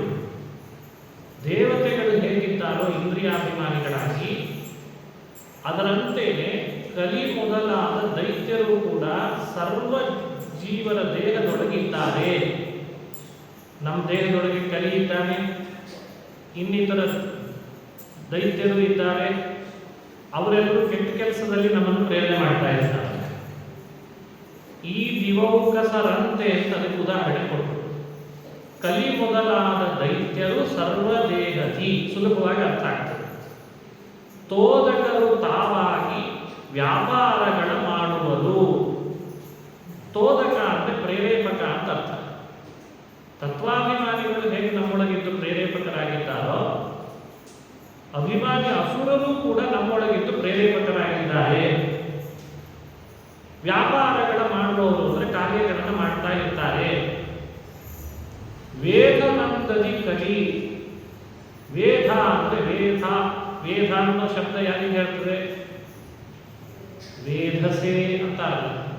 ರಾಮಾಯ ರಾಮಭದ್ರಾಯ ರಾಮಚಂದ್ರಾಯ ವೇಧಸೆ. ಅಲ್ಲಿ ವೇಧಸೆ ಅದರ ಅರ್ಥ ಏನು? ಸೃಷ್ಟಿಕರ್ತ ಅಂತ ಅರ್ಥ. ಯದ್ಯಪಿ ಭಗವಂತನಿಗೆ ವೇದ ಅಂತ ಹೆಸರು, ಚತುರ್ಮುಖನಿಗೆ ಪರಮಾತ್ಮನಿಗೆ ನೀಡಿದ ನಾಮ. ಹಾಗಾಗಿ ಚತುರ್ಮುಖನನ್ನ ವೇದ ಅಂತ ಕರೀತಾರೆ. ವೇದನಂದತಿ ಅಂದ್ರೆ ಚತುರ್ಮುಖ ಬ್ರಹ್ಮನಂತೆ ಕಲಿ ಇದ್ದಾನೆ. ಚತುರ್ಮುಖ ಬ್ರಹ್ಮನಂತೆ ಕಲಿಯು. ಅಹಂಕಾರ ಅಧಿಪ ಅಧಮ ಮಧು ಕೈಟಭ. ಮಧು ಮತ್ತು ಕೈಟಭ ಅಂತ ಇಬ್ಬರು ದೈತ್ಯರ ಬಗ್ಗೆ ಕೇಳಿರ್ತೀವಿ ಇತಿಹಾಸ ಪುರಾಣಗಳಲ್ಲಿ. ಆ ಮಧು ಮತ್ತು ಕೈಟಭರು ಕೂಡ ಶಂಬರ ಅಂತ ಇನ್ನೊಬ್ಬ ದೈತ್ಯ ಇದ್ದ. ಅದು ಪುರಾಣದಲ್ಲಿ ವಿಷ್ಣು ರಹಸ್ಯದಲ್ಲಿ ಶಂಬರನ ಹೆಸರು ತಗೊಂಡಿದ್ದಾರೆ. ಅದಕ್ಕೆ ಇವರು ಶಂಬರ ಮುಖ ಅಂತ ಕರೆದಿದ್ದಾರೆ. ಮಧು, ಕೈಟಭ, ಕ್ರೋಧ, ಶಂಬರ 4 ಜನರ ಹೆಸರನ್ನು ತಗೊಂಡು ಮೊದಲು ಅಹಂಕಾರ ಅಧಿಪತಿಯಾದವನು ಕಲಿ ಅಂತ ಹೇಳಿದ್ದಾರೆ. ಕಲಿ ಇದ್ದಾನಲ್ಲ, ನಮ್ಮೊಳಗೆ ಬರುವ ಅಧಮ ಅಹಂಕಾರ ತತ್ವಕ್ಕೆ ಅವನ ಅಭಿಮಾನಿ. ಕೈಟಭ, ಮಧು, ಕ್ರೋಧ, ಶಂಬರ ಮೊದಲಾದವರು ನಮ್ಮ ಮನಸ್ಸಿನೊಳಗೆ ಬರುವಂಥ ಇನ್ನಿತರ ದುರ್ಭಾವನೆಗಳಿಗೆ ಅಭಿಮಾನಿಗಳು. ಹೀಗೆ ವಿಷ್ಣು ರಹಸ್ಯ ಹೇಳಿದ್ದನ್ನು ಹಾಗೆ ಅನುವಾದ ಮಾಡಿದರು. ವೇದನಂದನಿ ಕಲಿ ಅಹಂಕಾರಾಧಿಪಾಧಮ ಮಧು ಕೈಟಭ ಕ್ರೋಧ ಅಂತ ಒಂದು ಪಾಠ ಇದೆ. ಕ್ರೋಧಿ ಶಂಬರ ಮುಖರು ಮನಸ್ಸಿಗೆ ಸ್ವಾಮಿ ಎನಿಸುವರು. ಮನಸ್ಸಿಗೆ ಸ್ವಾಮಿ ಎನಿಸ್ತಾರೆ. ಎರಡನ್ನೂ ಒಟ್ಟೊಟ್ಟಿಗೆ ತಿಳಿಬೇಕಾಯ್ತು. ಇವಾಗ ಹೇಳ್ಕೊಡುವಾಗ ಪಾಠ ಮಾಡುವಾಗ ಒಟ್ಟೊಟ್ಟಿಗೆ ಪಾಠ ಮಾಡ್ತಿರ್ತಾರೆ. ಇದು ದೋಷ, ಇದು ಗುಣ, ಇದು ನೆಗೆಟಿವ್, ಇದು ಪಾಸಿಟಿವ್, ಇದು ಒಳ್ಳೆಯದು, ಇದು ಕೆಟ್ಟದ್ದು. ಹೇಗೆ ಪಾಠ ಮಾಡ್ತಾರೋ ಹಾಗೆ ವಿಷ್ಣು ರಹಸ್ಯದಲ್ಲಿ ಹೇಳಿದ್ದನ್ನು ದಾಸರು ಒಟ್ಟಿಗೆ ತಿಳಿಸ್ಲಿಕ್ಕೆ ಪ್ರಾರಂಭ ಮಾಡಿದರು. ಮೊದಲು ವಿಷ್ಣು, ಲಕ್ಷ್ಮೀದೇವಿ, ಮುಖ್ಯ ಪ್ರಾಣ ಬ್ರಹ್ಮರು, ಆಮೇಲೆ ರುದ್ರಾದಿ ಗರುಡಶೇಷ ರುದ್ರಾದಿಗಳು, ಆಮೇಲೆ ಬಂದವರು ಇಂದ್ರಾದಿ ದೇವತೆಗಳು. ಹೀಗೆ ಒಂದು ಕಡೆಯಿಂದ ಉಪದೇಶ ಮಾಡಿದರು. ಈಗ ಕಲಿ ಬ್ರಹ್ಮನಂತೆ ಅಧಮರಲ್ಲಿ ಅವನು ಉತ್ತಮ, ಅಧಮರಲ್ಲಿ ಉತ್ತಮ. ಫೇಲ್ ಆದವರು ಮೊದಲಿಗೆ ಆಗ್ತಿರ್ತಾರಲ್ಲ, ಹಂಗಿದ್ದಲ್ಲಿ ಅಧಮರಲ್ಲಿ ಉತ್ತಮ. ಆಮೇಲೆ ಕುಕೈಟಭ, ಮಧು, ಕುಕೈಟಭ, ಕ್ರೋಧಿ, ಶಂಬರ ಇವರು ಮನಸ್ಸಿಗೆ ಅಭಿಮಾನಿ. ಹೀಗೆ ಪರಿಚಯ ಮಾಡಿಸಲಿಕ್ಕೆ ಶುರು ಮಾಡಿದ್ದಾರೆ. ಈ ರೀತಿ ಹೇಳಿದ್ರಿಂದ ಏನು ಅರ್ಥ ಕೊಡ್ತಾರೆ ಅಂದರೆ, ನಮ್ಮ ದೇಹದೊಳಗೆ ತತ್ವಾಭಿಮಾನಿ ದೇವತೆಗಳು ಒಳ್ಳೆಯದಕ್ಕೂ ಕೆಟ್ಟದ್ದಕ್ಕೂ ಎರಡಕ್ಕೂ ಪ್ರೇರೇಪಕರು ಅನ್ನೋ ಅಭಿಪ್ರಾಯ ಇದೆ ಪ್ರಮಾಣಕ್ಕನುಗುಣವಾಗಿ. ಹೇಗೆ ಹೇಳಬೇಕಿದನ್ನ ಅಂದರೆ, ತತ್ವಾಭಿಮಾನಿ ಅಸುರರಿದ್ದಾರಲ್ಲ, ಅವರು ಎಂದೂ ಒಳ್ಳೆಯದಕ್ಕೆ ಪ್ರೇರೇಪಕರಲ್ಲ. ಆದರೆ ಅಸುರರೊಳಗಿಂದ ಅವರನ್ನು ಪ್ರೇರಣೆ ಮಾಡೋ ಕೆಲಸ ಇದೆಯಲ್ಲ, ಅದನ್ನು ತತ್ವಾಭಿಮಾನಿ ದೇವತೆಗಳು ಮಾಡ್ತಾರೆ. ಆದರೆ ವ್ಯತ್ಯಾಸ ಇಷ್ಟೇ, ದೇವತೆಗಳಿಗೆ ಈ ಪ್ರೇರಣೆ ಮಾಡಿದ ಮಾತ್ರಕ್ಕೆ ಎಂದೂ ಅವರು ಪಾಪಕ್ಕೆ ಭಾಗಿಗಳಾಗಲ್ಲ. ದೇವತೆಗಳಿಗೆ ಪಾಪ ಭಾಗೀತೆ ಅನ್ನೋದಿಲ್ಲ, ಅವರು ಎಂದೂ ಪಾಪ ಭಾಗಿಗಳಲ್ಲ. ಅಸುರರು ಮಾತ್ರ ಪಾಪ ಭಾಗಿಗಳಾಗ್ತಾರೆ. ಯಾಕೆ ಅಂದರೆ, ತತ್ವಾಭಿಮಾನಿ ದೇವತೆಗಳು ಇದು ಭಗವಂತನ ಆದೇಶ, ಭಗವಂತನ ಅಪ್ಪಣೆ ಇದು ಅಂತ ಅವರು ಪಡೆದು ಮಾಡ್ತಾ ಇರ್ತಾರೆ. ಯಾವುದು ಪರಮಾತ್ಮನ ಆದೇಶ ಅನ್ನೋ ಭಾವದಿಂದ ಮಾಡ್ತಾರೆ, ಅವರು ದೋಷಕ್ಕೆ ಗುರಿ ಆಗಲ್ಲ. ಅದನ್ನು ತಿಳಿದುಕೊಳ್ಬೇಕು. ಇದು ಭಾಗವತ 11ನೇ ಸ್ಕಂದದಲ್ಲಿ ಬಂದಂಥ ವಿಷಯ. ಇಲ್ಲಿಗೆ 2ನೇ ಪದ್ಯ ಮುಗಿತದೆ. ಈ ವಿಯೋಗ ಸರಂತೆ ಕಲಿ ಮೊದಲಾದ ದೈತ್ಯರು ಸರ್ವದೇಹಿ ತೋದಕರು ತಾವಾಗಿ ವ್ಯಾಪಾರಗಳ ಮಾಡುವರು. ವೇದನಂದದಿ ಕಲಿ ಅಹಂಕಾರಾಧಿಪಾಧಮ ಮಧು ಕುಕೈಟಭ ಕ್ರೋಧ ಶಂಬರ ಮುಖರು ಮನಸ್ಸಿಗೆ ಸ್ವಾಮಿ ಎನಿಸುವರು. ಅಥವಾ ಕ್ರೋಧಿ ಶಂಬರ ಮುಖರು ಮನಸ್ಸಿಗೆ ಸ್ವಾಮಿ ಎನಿಸುವರು. ಈಗ ಇಲ್ಲೇ ಕೂತಿದ್ದೇವೆ, ಮನಸ್ಸೊಳಗೆ ಒಂದು ದುರ್ವಿಚಾರ ಬರಲಿಕ್ಕೆ ಶುರು ಆಯಿತು. ಆ ದುರ್ವಿಚಾರ ಬರೋದ್ರ ಹಿಂದೆ ಯಾರ ಪ್ರೇರಣೆ ಇರ್ತದೆ? ನಮ್ಮ ಮನಸ್ಸು ಯಾವಾಗ ಶಂಬರ, ಕ್ರೋಧ, ಕೈಟಭ, ಮಧು ಇವರಿಗೇನಾದರೂ ವಶವಾದರೆ ನಮ್ಮ ಮನಸ್ಸು ಆವಾಗ ದುರ್ವಿಚಾರ ಮಾಡಲಿಕ್ಕೆ ಶುರು ಮಾಡಿದೆ. ಇಲ್ಲ ನಮ್ಮ ಮನಸ್ಸಿನಲ್ಲಿ ಹರಿಕಥಾಮೃತ ಸಾರ ಅಲ್ಲಿ ಹೇಳ್ತಾ ಇರುವ ಪ್ರಮೇಯ ಶ್ಲೋಕಗಳು ಅವೇ ವಿಷಯ ಮನಸ್ಸಿಗೆ ಬರ್ತಾ ಇದೆ ಅಂದರೆ ನಮ್ಮ ಮನಸ್ಸು ದೈತ್ಯದ ವಶ ಆಗಿಲ್ಲ ಅಂತ ಇದಕ್ಕೆ ಸರಿಯಾಗಿ ನಾವು ತಿಳ್ಕೊಳ್ಳಿಕ್ಕಿರೋದು. ಇದೊಂದು ರೀತಿ ನೆಟ್ವರ್ಕ್ ಚೆಕ್ ಮಾಡಿದಂಗೆ. ಇಲ್ಲಿ ನೆಟ್ವರ್ಕ್ ಎಷ್ಟು ಸ್ಪೀಡ್ ಬರ್ತದೆ ಅಂತ ಚೆಕ್ ಮಾಡ್ಲಿಕ್ಕೆ ಒಂದು ಆ್ಯಪ್ ಕಂಡು ಹಿಡಿದಿಲ್ವೇ? ಆ ಆ್ಯಪ್ ಹಾಕಿದ ಕೂಡಲೇ ಈ ನೆಟ್ವರ್ಕ್ ಎಷ್ಟು ಸ್ಪೀಡ್ ಬರ್ತದೆ ಅಂತ ಹೇಳ್ತಾರೆ. ಹಾಗೆ ನಮ್ಮ ಮನಸ್ಸು ಯಾವ ರೀತಿ ಭಗವಂತನ ಬಗ್ಗೆ ವಿಷಯಗಳನ್ನು ಆಲೋಚನೆ ಮಾಡ್ತಾ ಇದೆ, ಒಳ್ಳೆಯದನ್ನು ಯೋಚಿಸ್ತಾ ಇದೆ, ವಿಚಾರ ಮಾಡ್ತಾ ಇದೆ. ಹಾಗಾದರೆ ನಮ್ಮ ಮನಸ್ಸು ಈಗ ಅದು ತತ್ವಾಭಿಮಾನಿ ದೇವತೆಗಳ ಹಿಡಿತದಲ್ಲೇ ಇದೆ, ಅವರ ವಶವಾಗಿದೆ, ಅಸುರರ ವಶವಾಗಿಲ್ಲ. ಇದನ್ನು ನಾವೇ ಚೆಕ್ ಮಾಡ್ಕೊಳ್ಬೋದು, ನೆಟ್ವರ್ಕ್ ಸ್ಪೀಡ್ ಚೆಕ್ ಮಾಡಿದಾಗ. ಯಾವಾಗ ನಮ್ಮ ಮನಸ್ಸು ಮಾಡಬಾರ್ದು ವಿಚಾರ ಮಾಡಲಿಕ್ಕೆ ಶುರು ಮಾಡ್ತದೆ, ನಾವೇ ಗೆಸ್ ಮಾಡ್ಬೋದು, ಓಹೋ ಏನೋ ಎಡವಟ್ಟಾಗಿದೆ ಅಂತ. ಇದು ತತ್ವಾಭಿಮಾನಿಗಳ ವಶ ಆಗಲಿಲ್ಲ, ಅವಾಗ ತತ್ವಾಭಿಮಾನಿ ಅಸುರರ ವಶವಾಗಿದೆ ಅಂತ ತಿಳ್ಕೋಬಹುದು. ಇದು 2ನೇ ಪದ್ಯದಿಂದ ತಿಳಿದ ವಿಷಯ. 3ನೇ ಪದ್ಯ ದೇವತೆಗಳೋಪಾದಿ ನಿತ್ಯದೊಳು. ಇಲ್ಲಿ ಹೇಳುವಾಗ ಸ್ವಲ್ಪ ವ್ಯತ್ಯಾಸ ಆಗ್ತದೆ ಮುದ್ರಣದಲ್ಲಿ. ದೇವತೆಗಳೋಪಾದಿ ನಿತ್ಯದಿ ಏವಮಾದಿ ಸನಾಮದಿಂದಲಿ ಯಾವದಿಂದ್ರಿಯಗಳು ವ್ಯಾಪಾರಗಳ ಮಾಡುವುದು ಸೇವಕರ ಸೇವಾಪೂರ್ಣ ಫಲವೀವ ನೃಪನಂದದಲ್ಲಿ ತನ್ನ ಸ್ವಭಾವ ಸ್ವಾತಂತ್ರ್ಯವ ವಿಭಾಗವ ಮಾಡಿಕೊಟ್ಟ ಹರಿ. ಪ್ರಮುಖ ವಿಷಯ ಪ್ರಾರಂಭ ಆಯಿತು ಸಂಧಿಗೆ ಸಂಬಂಧಪಟ್ಟಂತೆ. ಈ ಸಂಧಿಗೆ ಸಂಬಂಧಪಟ್ಟ ಪ್ರಮುಖ ವಿಷಯ ಸ್ವಾತಂತ್ರ್ಯದ ವಿಷಯ, ಸ್ವಗತ ಸ್ವಾತಂತ್ರ್ಯ. ಅದನ್ನು ಇಲ್ಲಿ ಹೇಳ್ತಾರೆ. ದೇವತೆಗಳೋಪಾದಿ ನಿತ್ಯದಿ. ದೇವತೆಗಳಂತೆ ದೈತ್ಯರು ಕೂಡ ನಮ್ಮ ದೇಹದೊಳಗಿದ್ದಾರೆ ಎಂಬ ವಿಷಯವನ್ನು ಪ್ರಸ್ತಾಪ ಮಾಡಿದ್ರು. ಅವರವರ ಹೆಸರುಗಳು ಕೂಡ ದೇವತೆಗಳಿರುವ ಹೆಸರುಗಳೇ ಇದ್ದಾವೆ. ಮತ್ತೊಂದು ಸಂಧಿಯಲ್ಲಿ ಹೇಳುವಾಗ ದಾಸರೇ ಹೇಳಿದ್ದಾರೆ, ಬಹುಶಃ ದೈತ್ಯ ತಾರತಮ್ಯ ಸಂಧಿ ಅಂತ ನಾನು ಅನ್ಕೊಳ್ತೇನೆ ಮುಂದೆ. ಆ ದೈತ್ಯ ತಾರತಮ್ಯ ಸಂಧಿಯಲ್ಲಿ ಹೇಳುವಾಗ ಒಂದು ಮಾತು ಹೇಳ್ತಾರೆ ದಾಸರು. ಕುಬೇರ ನಾಮಕ ಅಂತ ಒಬ್ಬ ದೈತ್ಯನನ್ನು ಹೇಳಿದ್ದಾರೆ. ಅದೇ ಕುಬೇರ ಅಂದ್ರೆ ನಮ್ಮ ಪ್ರಕಾರ ಪ್ರಸಿದ್ಧಿ ಇರೋದಿಲ್ಲಿ ಲೋಕದಲ್ಲಿ ಧನಾಧ್ಯಕ್ಷ, ಧನದಿಂದ ಶ್ರೀಮಂತನಾದ ಕುಬೇರನನ್ನೇ ತಾನೇ ನಾವು ತಿಳಿದಿರೋದು. ಆದರೆ ದಾಸರು ಹೇಳ್ತಾರೆ, ಕುಬೇರ ಅನ್ನೋ ಹೆಸರಿನ ಒಬ್ಬ ಅಸುರನೂ ಇದ್ದಾನೆ. ಹಾಗಾದ್ರೆ ನಾವು ಇನ್ನು ಮೇಲೆ ಕುಬೇರ ಕುಬೇರ ಅಂತ ಯೋಚನೆ ಮಾಡೋಣ. ಅವನು ಯಾವನೋ ಒಬ್ಬ ಅಸುರ, ಅವನಿಗೆ ಹೋಗಿ ಸೇರ್ಬೇಕಾಗ್ತದೆ. ಈ ವಿಷಯ ತಿಳಿದೇ ಇದೆ, ಇಷ್ಟು ವಿಚಿತ್ರ. ಹಾಗಾಗಿ ಕುಬೇರನಂತಹ ಒಬ್ಬ ಹೆಸರಿನ ಅಸುರನೂ ಇದ್ದಾನೆ ಅಂತ ತಿಳಿಸುವಾಗ ದೇವತೆಗಳಿಗಿರುವ ಎಲ್ಲಾ ನಾಮಗಳಲ್ಲಿ ಕೆಲವು ನಾಮಗಳ ಸನಾಮ ದೈತ್ಯರು ಇದ್ದಾರೆ. ಇದನ್ನು ಭಾಗವತ್ ತಾತ್ಪರ್ಯದಲ್ಲಿ ಭಗವತ್ಪಾದ ಹೇಳಿದ್ದೆ ನೋಡಿ. ಇಲ್ಲಿ ಹೇಳುವಾಗ ಇಲ್ಲೇನಾಗಿದೆ, ಶಬ್ದಗಳು ಅದಕ್ಕೆ ವ್ಯತ್ಯಾಸ ಆಗಿದ್ದಾವೆ ಅಂತ ನಾನು ಹೇಳಿದೆ. ಒಂದು ಪುಸ್ತಕದಲ್ಲಿ ಸ್ವನಾಮ ಅಂತ ಪ್ರಿಂಟ್ ಆಗಿದೆ, ಇನ್ನೊಂದು ಪುಸ್ತಕದಲ್ಲಿ ಸನಾಮ ಅಂತ ಪ್ರಿಂಟ್ ಆಗಿದೆ. ಇನ್ನೊಂದು ಕಡೆ ಬಹಳ ವಿಚಿತ್ರ, ಅದು ಅವರ ತಲೆಗೆ ಬಂದಾಗ ಮುದ್ರಣ ಆಗ್ತಾರೆ. ಸುನಾಮ ಅಂತ ಬಂದಿದ್ದಾರೆ. ಸುನಾಮ, ಸನಾಮ, ಸ್ವನಾಮ. ಯಾವುದು ಇಟ್ಕೊಳ್ಬೇಕು?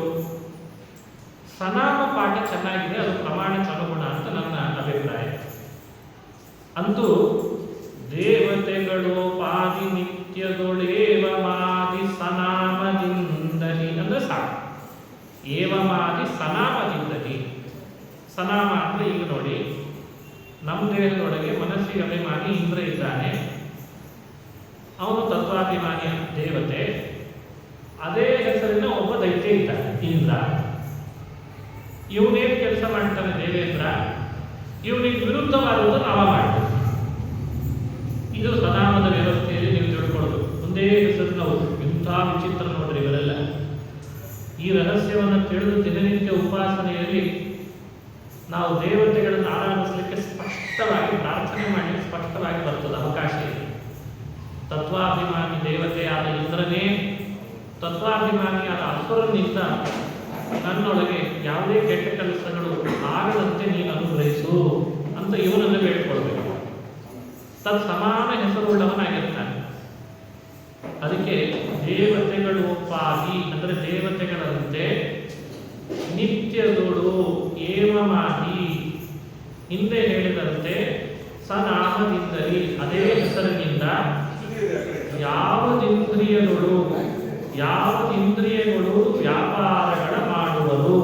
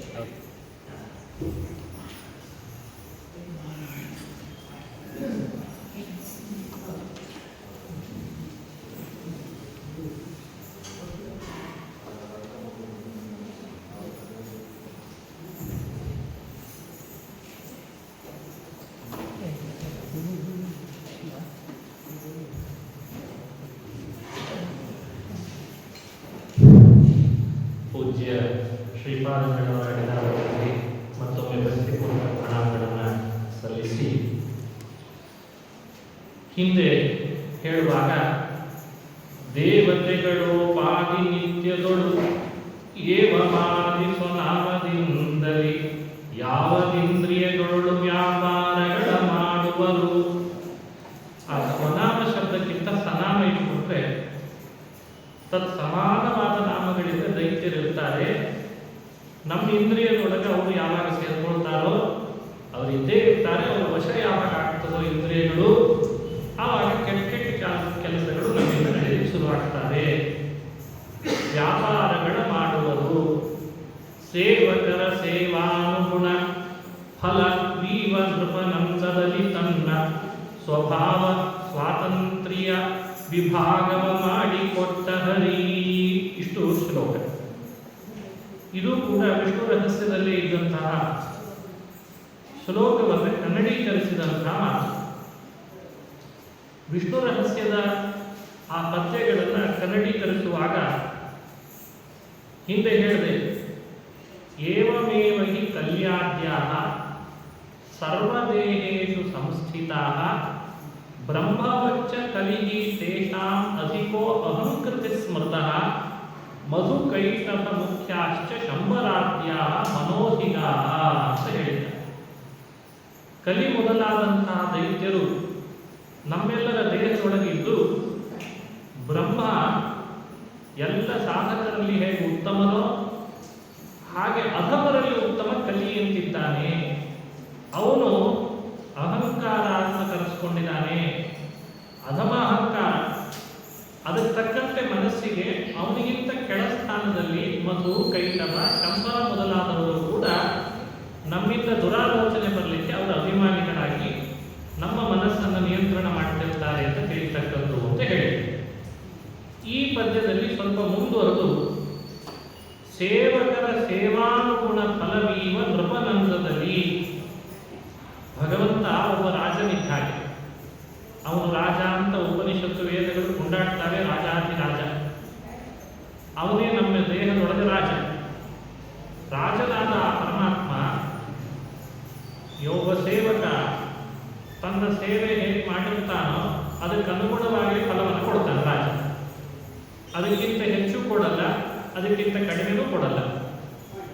ಭಗವಂತನೂ ಕೂಡ ಇದೇ ದೇಹ ಅನ್ನೋ ರಾಜ್ಯದ ರಾಜನಾಗಿ ತನ್ನ ಕೈ ಕೆಳಗೆ ದೇವತೆಗಳನ್ನ ಅಸುರರನ್ನು ತನ್ನ ಅಧೀನದಲ್ಲಿ ಇಟ್ಟುಕೊಂಡು ಅವರ ಪ್ರೇರಣೆಯ ಮೂಲಕ ಜೀವನಿಂದ ಕಾರ್ಯವನ್ನು ಮಾಡಿಸಿ ಮಾಡಿದ ಕಾರ್ಯಕ್ಕೆ ಅನುಗುಣವಾಗಿ ದೈತ್ಯರಿಗೂ ಸರಿ ದೇವತೆಗಳಿಗೂ ಸರಿ ಅವರಿಗಿಂತ ಅಲ್ಪ ಜೀವನಿಗೂ ಸರಿ ಫಲವನ್ನು ನೀಡುತ್ತಾನೆ ಅಂತ ಈಗ ಅಭಿಪ್ರಾಯ ಹೇಳಿದೆ. ಸೇವಕರ ಸೇವಾನುಗುಣ ಫಲ ವೀವ ನೃಪನಂದದಲ್ಲಿ ಅಂದ್ರೆ ಇಷ್ಟು ಅರ್ಥ ಮಾಡಿದರೆ ಸರಿ ಹೋಗ್ತದೆ. ಹಾಗಾಗಿ ಪಾಪದ ಕಾರ್ಯ ನಡೆದಾಗ ಪಾಪದ ಫಲವನ್ನ ಅಸುರರಿಗೆ, ಪುಣ್ಯದ ಕಾರ್ಯ ನಡೆದಾಗ ಪುಣ್ಯದ ಫಲವನ್ನ ದೇವತೆಗಳಿಗೆ ಅನುಗುಣವಾಗಿ ರಾಜನಾಗಿ ಭಗವಂತ ನೀಡಿ ಆಮೇಲೆ ಅಲ್ಪವಾದ ಫಲವನ್ನ, ಅಲ್ಪ ಶಬ್ದದ ಅರ್ಥ ಏನು, ಅದು ಪೂರ್ಣವೇ ಆಗ್ತದೆ ಅಂತ ಮುಂದೆ ಹೇಳ್ತಾರೆ. ಅಲ್ಪ ಶಬ್ದಕ್ಕೆ ದೇವತೆಗಳಿಗೆ ಎಷ್ಟು ಕೊಟ್ಟಿರ್ತಾನೋ ಅದನ್ನು ವಿಚಾರ ಮಾಡಿ ನೋಡಿದ್ರೆ ಜೀವನಿಗೆ ಬಹಳ ಸ್ವಲ್ಪ ಆಗುತ್ತೆ ಅಲ್ಪ ಶಬ್ದ ಆಡಬೇಕು. ಯಾಕಂದ್ರೆ ದೇವರು ಮತ್ತೆ ಜೀವನಿಗೆ ಅಲ್ಪ ಕೊಟ್ಟ ಅಂತಂದ್ರೆ ದೇವತೆಗಳಿಗೆ ಬಹಳ ಕೊಟ್ಟ ಅಂತಂದ್ರೆ ವೈಷಮ್ಯ ಬಂತೇನೋ ಅಂತ ಕನ್ಫ್ಯೂಸ್ ಮಾಡ್ಕೊಳ್ತಾರೆ. ಇದೆಲ್ಲ ಸಾಪೇಕ್ಷ ಪದಗಳು. ಜೀವನಿಗೆ ಅಲ್ಪ ಕೊಡ್ತಾನೆ ಅಂತಂದ್ರೆ ದೇವತೆಗಳಿಗೆ ಕಂಪೇರ್ ಮಾಡಿದ್ರೆ ಅಲ್ಪ ಕೊಡ್ತಾನೆ. ಕರುಣಾಸಾಗರ ದೇವರು ಅಂತಲ್ಲಿ ಇದಕ್ಕಿಂತ ಬೇರೆ ಬೇಕಿಲ್ಲ. ಯಾಕೆ ಗೊತ್ತಾ? ಪುಣ್ಯ ಅಲ್ಪ ಅಂತಾರೋ ಪಾಪನು ಅಲ್ಪನೆ ಮಾಡಿದ್ನಲ್ಲ, ಅದಕ್ಕೆ ಕರುಣಾಸಾಗರ ಅಂತ. ಯಾಕಂದ್ರೆ ದೈತ್ಯರಿಗೆ ಕೊಡುವಷ್ಟು ಪಾಪದ ಫಲವನ್ನ ನಮಗೇನಾದ್ರೂ ಕೊಟ್ಬಿಟ್ರೆ ಕೈ ಕಣ್ಣು ಕಾಲು ಎಲ್ಲ ತೆಗೆದುಕೊಳ್ಳೋದು ಈಗಲೇ. ಹಾಗೆ ಮಾಡಿಲ್ಲಲ್ಲ, ಅವರಿಗೆ ಕೊಟ್ಟದ್ದು ಕಂಪೇರ್ ಮಾಡಿದ್ರೆ ಅದನ್ನು ಅಲ್ಪನೇ ಆಗಿರ್ತದೆ. ಇದು ಭಗವಂತನ ಸಿಸ್ಟಮೆಟಿಕ್ ಮ್ಯಾನೇಜ್ಮೆಂಟ್. ಎಲ್ಲೂ ಸಿಸ್ಟಮ್ ಕರಪ್ಟ್ ಆಗಲಿಲ್ಲ, ಬಹಳ ಸಿಸ್ಟಮೆಟಿಕ್ ಆಗಿ ಮಾಡ್ತಾನೆ ಅಂತ ತಿಳಿಸ್ಲಿಕ್ಕೆ ಹೇಳುವ ಮಾತು. ಸೇವಕರ ಸೇವಾನುಗುಣ ಫಲವೀವ ನೃಪನಂದದಲ್ಲಿ ತನ್ನ ಸ್ವಭಾವ ಸ್ವಾತಂತ್ರ್ಯ ವಿಭಾಗವ ಮಾಡಿಕೊಟ್ಟ ಹರಿ. ಇದು ಪ್ರತಿಜ್ಞಾವಾಕ್ಯ. ತನ್ನ ಸ್ವಾತಂತ್ರ್ಯವನ್ನ ಜೀವರಿಗೆ ವಿಭಾಗ ಮಾಡಿಕೊಟ್ಟ ಅಂತ ಮೇಲ್ನೋಟಕ್ಕೆ ಅರ್ಥ ಆಗ್ತದೆ. ಆವಾಗಲೇ ತಿಳಿಸಿದೆ ನಾನು, ತನ್ನ ಗುಣವನ್ನು ಇನ್ನೊಬ್ಬರಿಗೆ ಕೊಡೋದು ಅಂತನ್ನೋದು ಅಸಂಭಾವಿತವಲ್ಲವೇ, ತಂದದ್ದೇವರಿಗೆ ಕೊಡ್ಲಿಕ್ಕೆ ಸಾಧ್ಯ? ಇದು ನಮ್ಮ ಇಮ್ಯಾಜಿನಿಂಗ್ ಬರಲ್ಲ. ಅದಕ್ಕೆ ಒಬ್ಬ ಹಿರಿಯರು ಹೇಳಿದ್ದನ್ನು ತಿಳಿಸಿದೆ. ತನ್ನದೇ ಆದಂತಹ ಭಗವಂತನ ರೂಪಗಳು, ಆ ರೂಪಗಳನ್ನು ಪರಮಾತ್ಮ ಅವರಲ್ಲಿ ವ್ಯಕ್ತಗೊಳಿಸ್ತಾನೆ. ಇಟ್ಟಿರ್ತಾನೆ, ಮೊದಲೇನೆ ವ್ಯಕ್ತಗೊಳಿಸ್ತಾನೆ ಅಂತ ಬೇಕಂದ್ರೆ ಇಟ್ಟುಕೊಳ್ಬಹುದು. ಶಕ್ತಿಯ ವ್ಯಕ್ತಿ, ರೂಪದ ಅಭಿವ್ಯಕ್ತಿ ಶಾಸ್ತ್ರಗಳಲ್ಲಿ ಅಲ್ಲಲ್ಲಿ ಕೇಳ್ತೇವಾದ ಕಾರಣ ಈಗ ಅಭಿಪ್ರಾಯವನ್ನು ಹೇಳ್ತಾರೆ. ಸ್ವಾತಂತ್ರ್ಯ ಅನ್ನೋದು ಭಗವಂತನ ಒಂದು ವಿಶೇಷ ಗುಣ, ವಿಶೇಷ ಗುಣವೂ ಹೌದು, ವಿಶೇಷ ರೂಪವೂ ಹೌದು ಅಂತ ಹಿರಿಯರು ಹೇಳಿದ್ದಿದೆ. ಹಾಗಾಗಿ ವಿಷ್ಣು ರಹಸ್ಯದ ಮಾತನ್ನು, ದಾಸರ ಮಾತನ್ನು ಅರ್ಥ ಮಾಡಿಕೊಳ್ಳುವಾಗ ಇದೊಂದು ಸ್ವಲ್ಪ ನಾವು ಚಿಂತನೆ ಮಾಡಿಕೊಂಡು ತಿಳಿಬೇಕು. ಸ್ವಾತಂತ್ರ್ಯ ವಿಭಾಗವ ಮಾಡಿಕೊಟ್ಟು ಅಂದಾಗ ವಿಭಾಗ ಹೇಗೆ ಮಾಡ್ತಾನೆ ಅಂತ ಅದು ಮತ್ತೆ ಪ್ರಶ್ನೆ ಬಂದೇ ಬರುತ್ತೆ. ಅವರವರಲ್ಲಿ ವ್ಯಕ್ತ ಮಾಡುವ ಶಕ್ತಿಯಲ್ಲಿ ಪರಿಮಿತಿಯನ್ನು ನೋಡಬೇಕೇ ಹೊರತು ಭಗವಂತನ ಶಕ್ತಿಯನ್ನು ವಿಭಾಗ ಮಾಡೋದು, ಗುಣವನ್ನು ವಿಭಾಗ ಮಾಡೋದು ಅಂತ ಹೇಳುವ ಅರ್ಥ. ಹಾಗಾಗಿ ಅದೆಲ್ಲ ನಮ್ಮ ವಿವೇಕಕ್ಕೆ ಅಷ್ಟು ಸುಲಭವಾಗಿ ನಿಲುಕಲ್ಲ ಈ ವಿಷಯ. ಒಂದಿಷ್ಟು ಉದಾಹರಣೆಗಳಿಂದ ಸೂಕ್ಷ್ಮವಾಗಿದ್ದರೂ ಕೂಡ ತಿಳಿಯೋ ಪ್ರಯತ್ನ ಮಾಡೋದಕ್ಕೆ ಆ ರೀತಿ ಅನುಸಂಧಾನ ಮಾಡಬೇಕು. ಭಗವಂತನ ಶಕ್ತಿಯಲ್ಲಿ ವಿಭಾಗ ಚಿಂತನೆ ಮಾಡಿಬಿಟ್ರೆ ಮತ್ತೆ ಬೇರೆ ಚಿಂತನೆ ಮಾಡಿದಾಗ ಏವಂ ಧರ್ಮಾನ್ ಪೃಥಕ್ ಪಶ್ಯನ್ ಅಂತ ಇದ್ದುದರಿಂದ ಅದು ಅನರ್ಥಕ್ಕೆ ಕಾರಣ. ಗುಣಗಳಲ್ಲಿ ಭೇದ ಇಲ್ಲ, ರೂಪಗಳಲ್ಲಿ ಭೇದ ಇಲ್ಲ, ಶಕ್ತಿಯಲ್ಲಿ ಭೇದ ಇಲ್ಲ. ಆದರೆ ಭಗವಂತ ನಮಗೆ ತಿಳುವಳಿಕೆ ಬರಲಿ ಅಂತನ್ನೋ ಕಾರಣಕ್ಕೆ ತಾನು ಈ ರೀತಿಯಾಗಿ ಬೇರೆ ಬೇರೆ ತನ್ನ ಮಹಿಮೆಗಳನ್ನು ತೋರಿಸ್ತಾನೆ ಅಂತ ತಿಳ್ಕೊಳ್ಬಹುದಷ್ಟೇ. ಅದಕ್ಕೆ ತನ್ನ ರೂಪದ ಅಭಿವ್ಯಕ್ತಿಯಿಂದ ಅಭಿಪ್ರಾಯ ಇಟ್ಕೊಳ್ತಾರೆ ಹಿರಿಯರು. ಅದನ್ನು ವಿಷ್ಣು ರಹಸ್ಯದೊಳಗೆ ಹೇಗೆ ವಿಭಾಗ ಮಾಡಿದ ಅಂತಂದಕ್ಕೆ ಕೆಲವು ಶ್ಲೋಕಗಳು ಬಂದಿದ್ದನ್ನ ಇಟ್ಟುಕೊಂಡು ಮನಸ್ಸಿನಲ್ಲಿ ಕನ್ನಡೀಕರಿಸ್ತಾರೆ ದಾಸರು. ಅಗಣಿತ ಸ್ವಾತಂತ್ರ್ಯವನಾಲ್ ಬಗೆ ವಿಭಾಗವ ಮಾಡಿ ಒಂದನು ತೆಗೆದು ದಶವಿಧ ಗೈಸಿ ಪಾದರೆ ಪಂಚಪ್ರಾಣನಲ್ಲಿ ಮಗ ಚತುಷ್ಟಯನುಳು ಸಪಾದೈದು ಗುಣ ವಿವರಿಸಿ ಇರಿಸಿದ ವಿವರಿಸಿಯಲ್ಲ. ಗುಣ ವಿರಿಸಿದ ಮತ್ತೆ ದಶವಿಧ ಯುಗಳ ಗುಣವನ್ನು ಮಾಡಿ ಎರಡು ಸದಾ ಶಿವನೊಳಿಟ್ಟ. ಈ ಮಾತುಗಳನ್ನು ಕೆಲವರು ಕೇಳಿಕೊಳ್ಳೇನೆ ವೇದಾಂತಿಗಳಲ್ಲಿ ಕಲಹನೆ ಶುರು ಆಗೋದು ಇದೆ ಬಹಳ ಕಡೆ. ಅದೇನ್ರಿ ದೇವರ ಗುಣಗಳನ್ನೇ ತರಕಾರಿ ಮಾರ್ಕೆಟ್ ಅಂದ್ಕೊಂಡಿದ್ರೆ ವಿಭಾಗ ಮಾಡಿರ್ತಾನೆ ಅಂತ ಹೇಳ್ತಾರೆ ಅಂತ. ಪ್ರಮಾಣಕ್ಕೆ ಅನುಗುಣವಾಗಿ ಅದು ಒಂದು ಪ್ರಮಾಣ ಅಂತ ಇಟ್ಟುಕೊಂಡು ನಾವು ಜೋಡಿಸ್ಲಿಕ್ಕೆ ಪ್ರಯತ್ನ ಪಟ್ಟಿದ್ದಾರೆ. ಸ್ವತಂತ್ರೇ ಅಪಿ ಹರಿ ಸೃಷ್ಟೌ ಸ್ವಸ್ವಾತಂತ್ರ್ಯಂ ಅನೇಕದಾ ವಿಭಜ್ಯ ಅದಾತ್ ನೃಪ ಇವ ಸರ್ವಕಾರ್ಯೇಷು ಲೀಲಯ ತತ್ತತ್ ಸ್ವಾತಂತ್ರ್ಯ ಯೋಗೇನ ಫಲಭಾಗ್ ಸ ಪ್ರಜಾಯತೆ ಸ್ವಸ್ವಾತಂತ್ರ್ಯಂ ಚತುರ್ಥಾಂಶಂ ದಶಧಾ ವಿಭಜದ್ಧರಿ. ಇದೆಲ್ಲ ವಿಷ್ಣು ರಹಸ್ಯದ ಮಾತುಗಳು. ಅದನ್ನು ಹಾಗೆ ಕನ್ನಡದಲ್ಲಿ ಹೇಳಿದ್ದಾರೆ ನೋಡಿ. ಇಲ್ಲಿ ಹೇಳುವಾಗ ಅಗಣಿತ ಸ್ವಾತಂತ್ರ್ಯವ 4 ಬಗೆ ವಿಭಾಗವ ಮಾಡಿ ಒಂದನು ಅಂತ ಶ್ಲೋಕ ಶುರುವಾಯಿತು. ಅಲ್ಲಿ ಹೇಳುವಾಗ ಸ್ವತಂತ್ರೇ ಅಪಿ ಹರಿ ಸೃಷ್ಟೋ ಸ್ವಸ್ವಾತಂತ್ರ್ಯಂ ಅನೇಕಃ ಅಂತ ಅಲ್ಲಿ ಪ್ರಾರಂಭ ಆಗಿದೆ. ವಿಭಜ್ಯ ಅದಾತ್ ಅಂತ ಹೇಳಿ ಸ್ವಸ್ವಾತಂತ್ರ್ಯಂ ಚತುರ್ಥಾಂಶಂ ಅಂತ ಶ್ಲೋಕ ಇದೆ. ಲೋಕದ ಉದಾಹರಣೆ ದಾಸರೇ ಹೇಳಿಕೊಟ್ರು, ವಿಷ್ಣು ರಹಸ್ಯವೂ ಹೇಳಿಕೊಟ್ರು. ಒಬ್ಬ ಮಂತ್ರಿಯನ್ನ ರಾಜ ಅಪಾಯಿಂಟ್ ಮಾಡಿಕೊಳ್ತಾನೆ. ತನ್ನದೇ ಪೂರ್ಣಾಧಿಕಾರ ಇದ್ದ ಜಾಗದಲ್ಲಿಯೂ ಮಂತ್ರಿಗೆ ಇಷ್ಟು ವ್ಯವಸ್ಥೆ ಮಾಡ್ತಾನೋ ಇಲ್ಲೋ, ನಿನ್ನ ಕಾರ್ಯವ್ಯಾಪ್ತಿ ಇಷ್ಟು, ಎಲ್ಲವನ್ನೂ ತಾನೇ ತಲೆ ಮೇಲೆ ಹಾಕೊಳ್ಳೋದಿಲ್ಲ. ಮಂತ್ರಿಗೆ ಇಷ್ಟು ವ್ಯವಸ್ಥೆ ಮಾಡ್ತಾನೆ, ಸೇನಾಧಿಪತಿಗೆ ಅಂತ ಮತ್ತಿಷ್ಟು ವ್ಯವಸ್ಥೆ ಮಾಡ್ತಾನೆ. ಒಬ್ಬ ಮಂತ್ರಿ ಅಲ್ಲ, ಅನೇಕ ಮಂತ್ರಿಗಳಿರ್ತಾರೆ, ಅವರಿಗೆ ಅದನ್ನು ಹಂಚ್ತಾನೆ. ಇದಕ್ಕೆ ಬೇರೆ ಬೇರೆ ಇಂಗ್ಲಿಷಿನ ಶಬ್ದಗಳು ಸಾಕಷ್ಟು ಇದ್ದಾವೆ, ನೀವು ಅದನ್ನು ಅರ್ಥಿರ್ತೀರಿ. ಕಾರ್ಯವನ್ನು ಒಬ್ಬನೇ ಮಾಡೋದಕ್ಕಿಂತಲೂ ಮ್ಯಾನ್ ಪವರ್ ಯೂಸ್ ಮಾಡಿ ಅದನ್ನು ವಿಭಾಗ ಮಾಡಿ ಅದನ್ನು ಮಾಡಿದಾಗ ಕಾರ್ಯ ಚೆನ್ನಾಗಿ ನಡೀತದೆ. ಇದನ್ನೆಲ್ಲ ಉದಾಹರಣೆ ಕೊಟ್ಟಾಗ ಭಗವಂತನಲ್ಲಿ ಇದನ್ನು ಪೂರ್ಣ ಅಪ್ಲೈ ಮಾಡಬಾರ್ದು. ಉದಾಹರಣೆ ಯಾವಾಗಲೂ ಕೂಡ ಪ್ರಮೇಯ ತಿಳಿಲಿಕ್ಕೆ ಎಷ್ಟು ಬೇಕೋ ಅಷ್ಟೇ. ಸರ್ವಸಾಮ್ಯವನ್ನು ದೃಷ್ಟಾಂತಗಳಲ್ಲಿ ಹಿರಿಯರು ಒಪ್ಪಲಿಲ್ಲ, ಅದು ಕಾಮನ್ ಸೆನ್ಸು ಅಲ್ಲ. ಮಹಿ ದೃಷ್ಟಾಂತೆ ಅಂತ ಹಿರಿಯರ ಮಾತುಗಳನ್ನು ಕೇಳ್ತೇವೆ ನಾವು. ಹಾಗಾಗಿ ನೃಪನ ಉದಾಹರಣೆಯನ್ನ ವಿಷ್ಣು ರಹಸ್ಯದಲ್ಲೇ ಕೊಟ್ಟದ್ರಿಂದ ವಿಭಜ್ಯ ಅದಾತ್ ನೃಪ ಇವ ಸರ್ವಕಾರ್ಯೇಷು ಲೀಲಯ ಅಂತ ವಿಭಜ್ಯ ಅದಾತ್ ನೃಪ ಇವ ಅದು ಲೀಲಯ ಅಂತ ನೋಡಿ, ಅದು ಹೇಳ್ತಾರೆ. ಅವನು ತುಂಬ ಶ್ರಮ ಪಡಲಿಲ್ಲ, ಎಲ್ಲರಿಗೂ ವಿಭಾಗ ಮಾಡಿ ಕೊಡುವಾಗ ಶ್ರಮ ಕೊಡಲಿಲ್ಲ. ಕಾರ್ಯವ್ಯಾಪ್ತಿ ವ್ಯವಸ್ಥೆಯನ್ನು ಮಾಡುವಾಗ ಸರಳವಾಗಿ ವಿಭಾಗ ಮಾಡಿ ಕೊಟ್ಬಿಟ್ಟಂತೆ ಶ್ರೀಹರಿ. ಇದನ್ನೇ ದಾಸರು ಏನು ಮಾಡಿದ್ರು, ನೃಪನಂದದಿ ಅಂತ ಹಿಂದೆ ಹೇಳಿದ್ರು. ಅಂದ್ರೆ ಹಿಂದಿನ 3ನೇ ಪದ್ಯದಲ್ಲಿ ಹೇಳುವಾಗ ನೃಪನಂದದಿ ಅಂತ ಹೇಳಿದ್ರು, ಅದು ಇಲ್ಲಿಯ ಮಾತನ್ನೇ ಅನುವಾದ ಮಾಡಿದ್ರು. ಈಗ ವಿಭಾಗ ಹೇಗೆ ಮಾಡಿದ, ಕಾರ್ಯವ್ಯಾಪ್ತಿಯ ವಿಭಾಗ ಹೇಗೆ ಮಾಡಿದ ಅಂತಂದ್ರೆ ಅದನ್ನು ಹೀಗೆ ತಿಳಿಸ್ತಾರೆ. ಮೊದಲು 4 ಭಾಗ ಮಾಡಿದ್ದಾರೆ. ಚತುರ್ಥಾಂಶಂ ವ್ಯಥಾ ಸ್ವಸ್ವಾತಂತ್ರ್ಯಂ, ಅದನ್ನು ಇವರು ತನ್ನ ಸ್ವಾತಂತ್ರ್ಯವ 4 ಬಗೆ ವಿಭಾಗವ ಮಾಡಿ ಅಂತ ತಿಳಿಸಿದರು. 4 ಭಾಗ ಮಾಡಿದ್ದಾರೆ. ಭಾಗ ಮಾಡೋದು ಅಂದರೆ ಫಿಸಿಕಲಿ ಅಲ್ಲ ಅಂತ ನಾನು ಅದಕ್ಕೆ ಹೇಳೋದು. ಫಿಸಿಕಲಿ ಭಾಗ ಮಾಡಲಿಕ್ಕೆ ಬರೋದೇ ಇಲ್ಲ. ಭಗವಂತನ ಅಖಂಡವಾದ ಅತ್ಯದ್ಭುತವಾದ ರೂಪವನ್ನು ಗುಣವನ್ನು ವಿಭಾಗ ಮಾಡೋದು ಅಂದರೆ ಬೌದ್ಧಿಕವಾಗಿ ಭಾಗ ಮಾಡಲಿಕ್ಕೆ ಬರುತ್ತೆ. ವೇದಾಪೌರುಷೇತ್ವದ ಚಿಂತನೆ ಮಾಡುವವರಿಗೆ ಗೊತ್ತಿರ್ತದೆ. ಇದರಲ್ಲಿ ಬೌದ್ಧಿಕ ಕ್ರಮ ಅಂತ ಹೇಳ್ತಾರೆ, ಬುದ್ಧಿಯಿಂದ ಉತ್ಪನ್ನವಾದ. ನಾವು ನಮ್ಮ ಬದುಕಿನಲ್ಲಿ ಸಾಕಷ್ಟು ವಿಷಯಗಳನ್ನು ಬೌದ್ಧಿಕವಾಗಿ ವಿಭಾಗ ಮಾಡಿಕೊಂಡದಕ್ಕೆ ಇಷ್ಟು ಚೆನ್ನಾಗಿದ್ದೇವೆ. ಎಲ್ಲವನ್ನೂ ಫಿಸಿಕಲಿ ವಿಭಾಗ ಮಾಡಲಿಕ್ಕೆ ಶುರು ಮಾಡಿದರೆ ಸಮಸ್ಯೆಗಳು ಜಾಸ್ತಿ ಆಗ್ತವೆ. ನಮ್ಮ ಬುದ್ಧಿಯಲ್ಲಿ ಅನೇಕ ವಿಭಾಗಗಳು ತಲೆ ಒಳಗಿದ್ದಾರೆ. ಗಣಿತಶಾಸ್ತ್ರ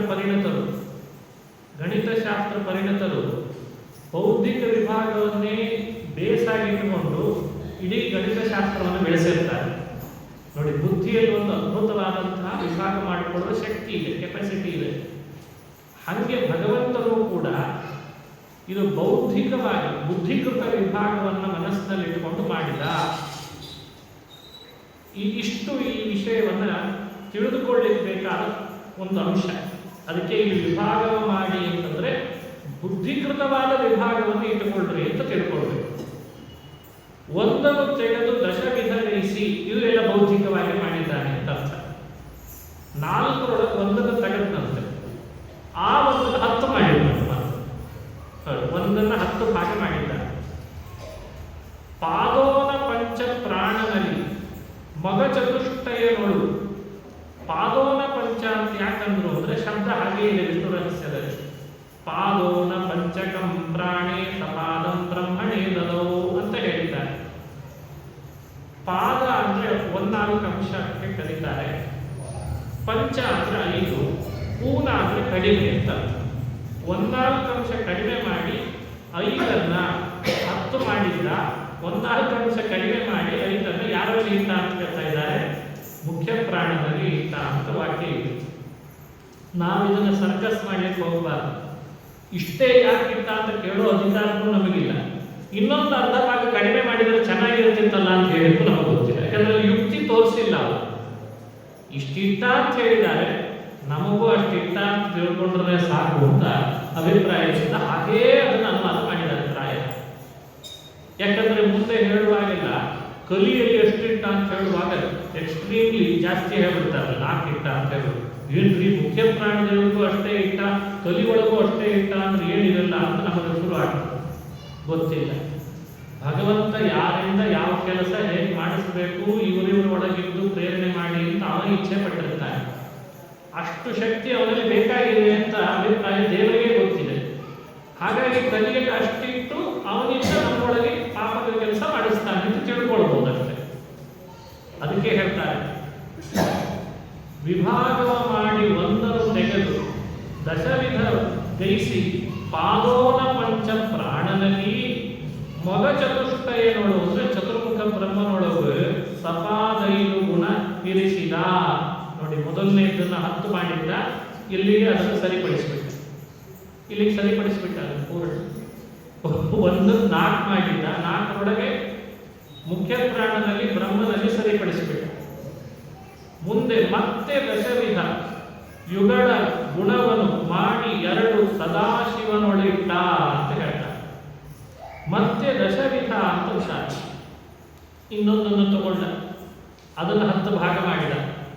ಆ 10ರೊಳಗೆ 2 ಮಾತ್ರ ತೆಗೆದು ಸದಾಶಿವನೊಳಗೆ ಇಟ್ಟ, ರುದ್ರದೇವರಲ್ಲಿ ಇಟ್ಟ. ವಾಕ್ಯದಲ್ಲಿ ಏನಿದೆ ಅಂದ್ರೆ, ಪಾದೋನ ಪಂಚಕಂ ಪ್ರಾಣಿ ಸಪಾದಂ ಬ್ರಹ್ಮಣೇ ದದೌ ದ್ವಿತೀಯೇ ಅಂದ್ರೆ 4 ಭಾಗ ಮಾಡ್ಕೊಂಡಿದ್ರಲ್ಲ, ಆ 4ರೊಳಗೆ 1 ತೆಗೆದು ಅದನ್ನು ದ್ವಿತೀಯೇತು ಚತುರ್ಥಾಂಶ, ಆ ಚತುರ್ಥಾಂಶ ಅನ್ನೋದನ್ನು ಇವರು ಬಿಡಿಸಿದರು.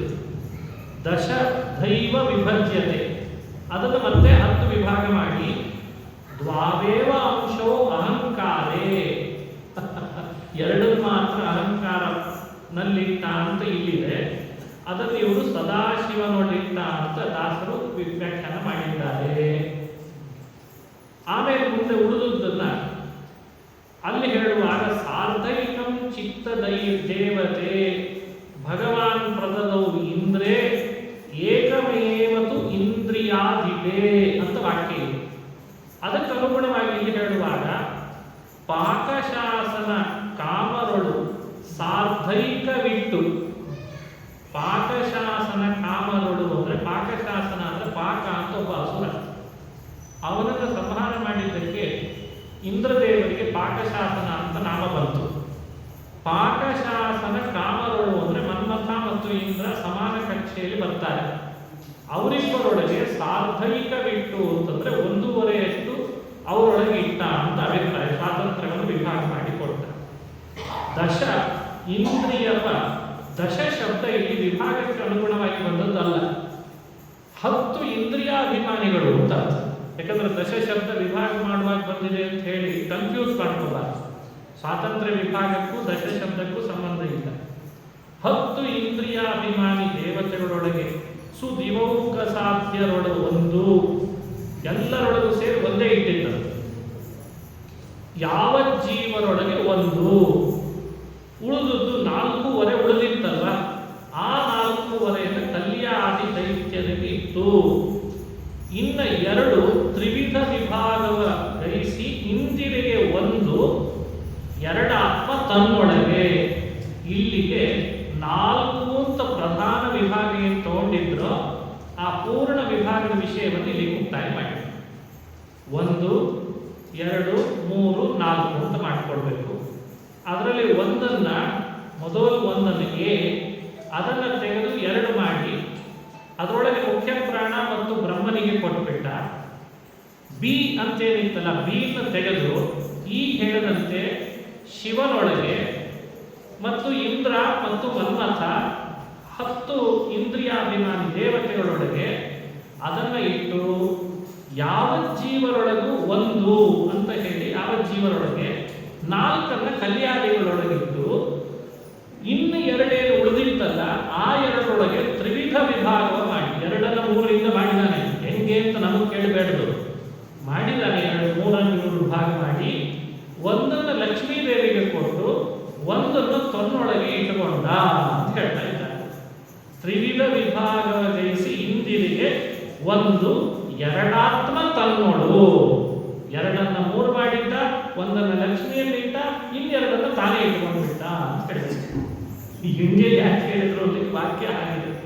ಭಗವಾನ್ ಪ್ರದದೌ ಇಂದ್ರೇ ಏಕಮೇವತು ಇಂದ್ರಿಯಾದಿಗೆ, ಅಂದ್ರೆ ಇಂದ್ರಿಯಾಭಿಮಾನಿ ದೇವತೆಗಳಲ್ಲೆಲ್ಲ ಭಾಗ ಮಾಡಿದ 1 ಅಂಶ ಮಾತ್ರ ಇಟ್ಟಿದ್ದ. ಏವಮೇವ ದದೌ ಜೀವೆ ದೈತ್ಯೇಭ್ಯ ಚಾತುರಾನ್ 4 ಇಟ್ಟ. ಅಥ ದ್ವೌತು ತುರೀಯಾಂಶೌ ನೋಡಿ, ಎ ಬಿ ಮುಗಿದೋಗಿತ್ತು, ಸಿ ಡಿ ಉಳಿದಿತ್ತು. ಆ ಸಿ ಡಿ ಅನ್ನು ಮತ್ತೆ 3 ಮಾಡಿದ್ದ. ದ್ವೌತು ತುರೀಯಾಂಶೌ ಸ್ವಾತಂತ್ರ್ಯಸ್ಯ ಅವಶೇಷಿತೌ ಉಳಿದುತ್ತದೆ.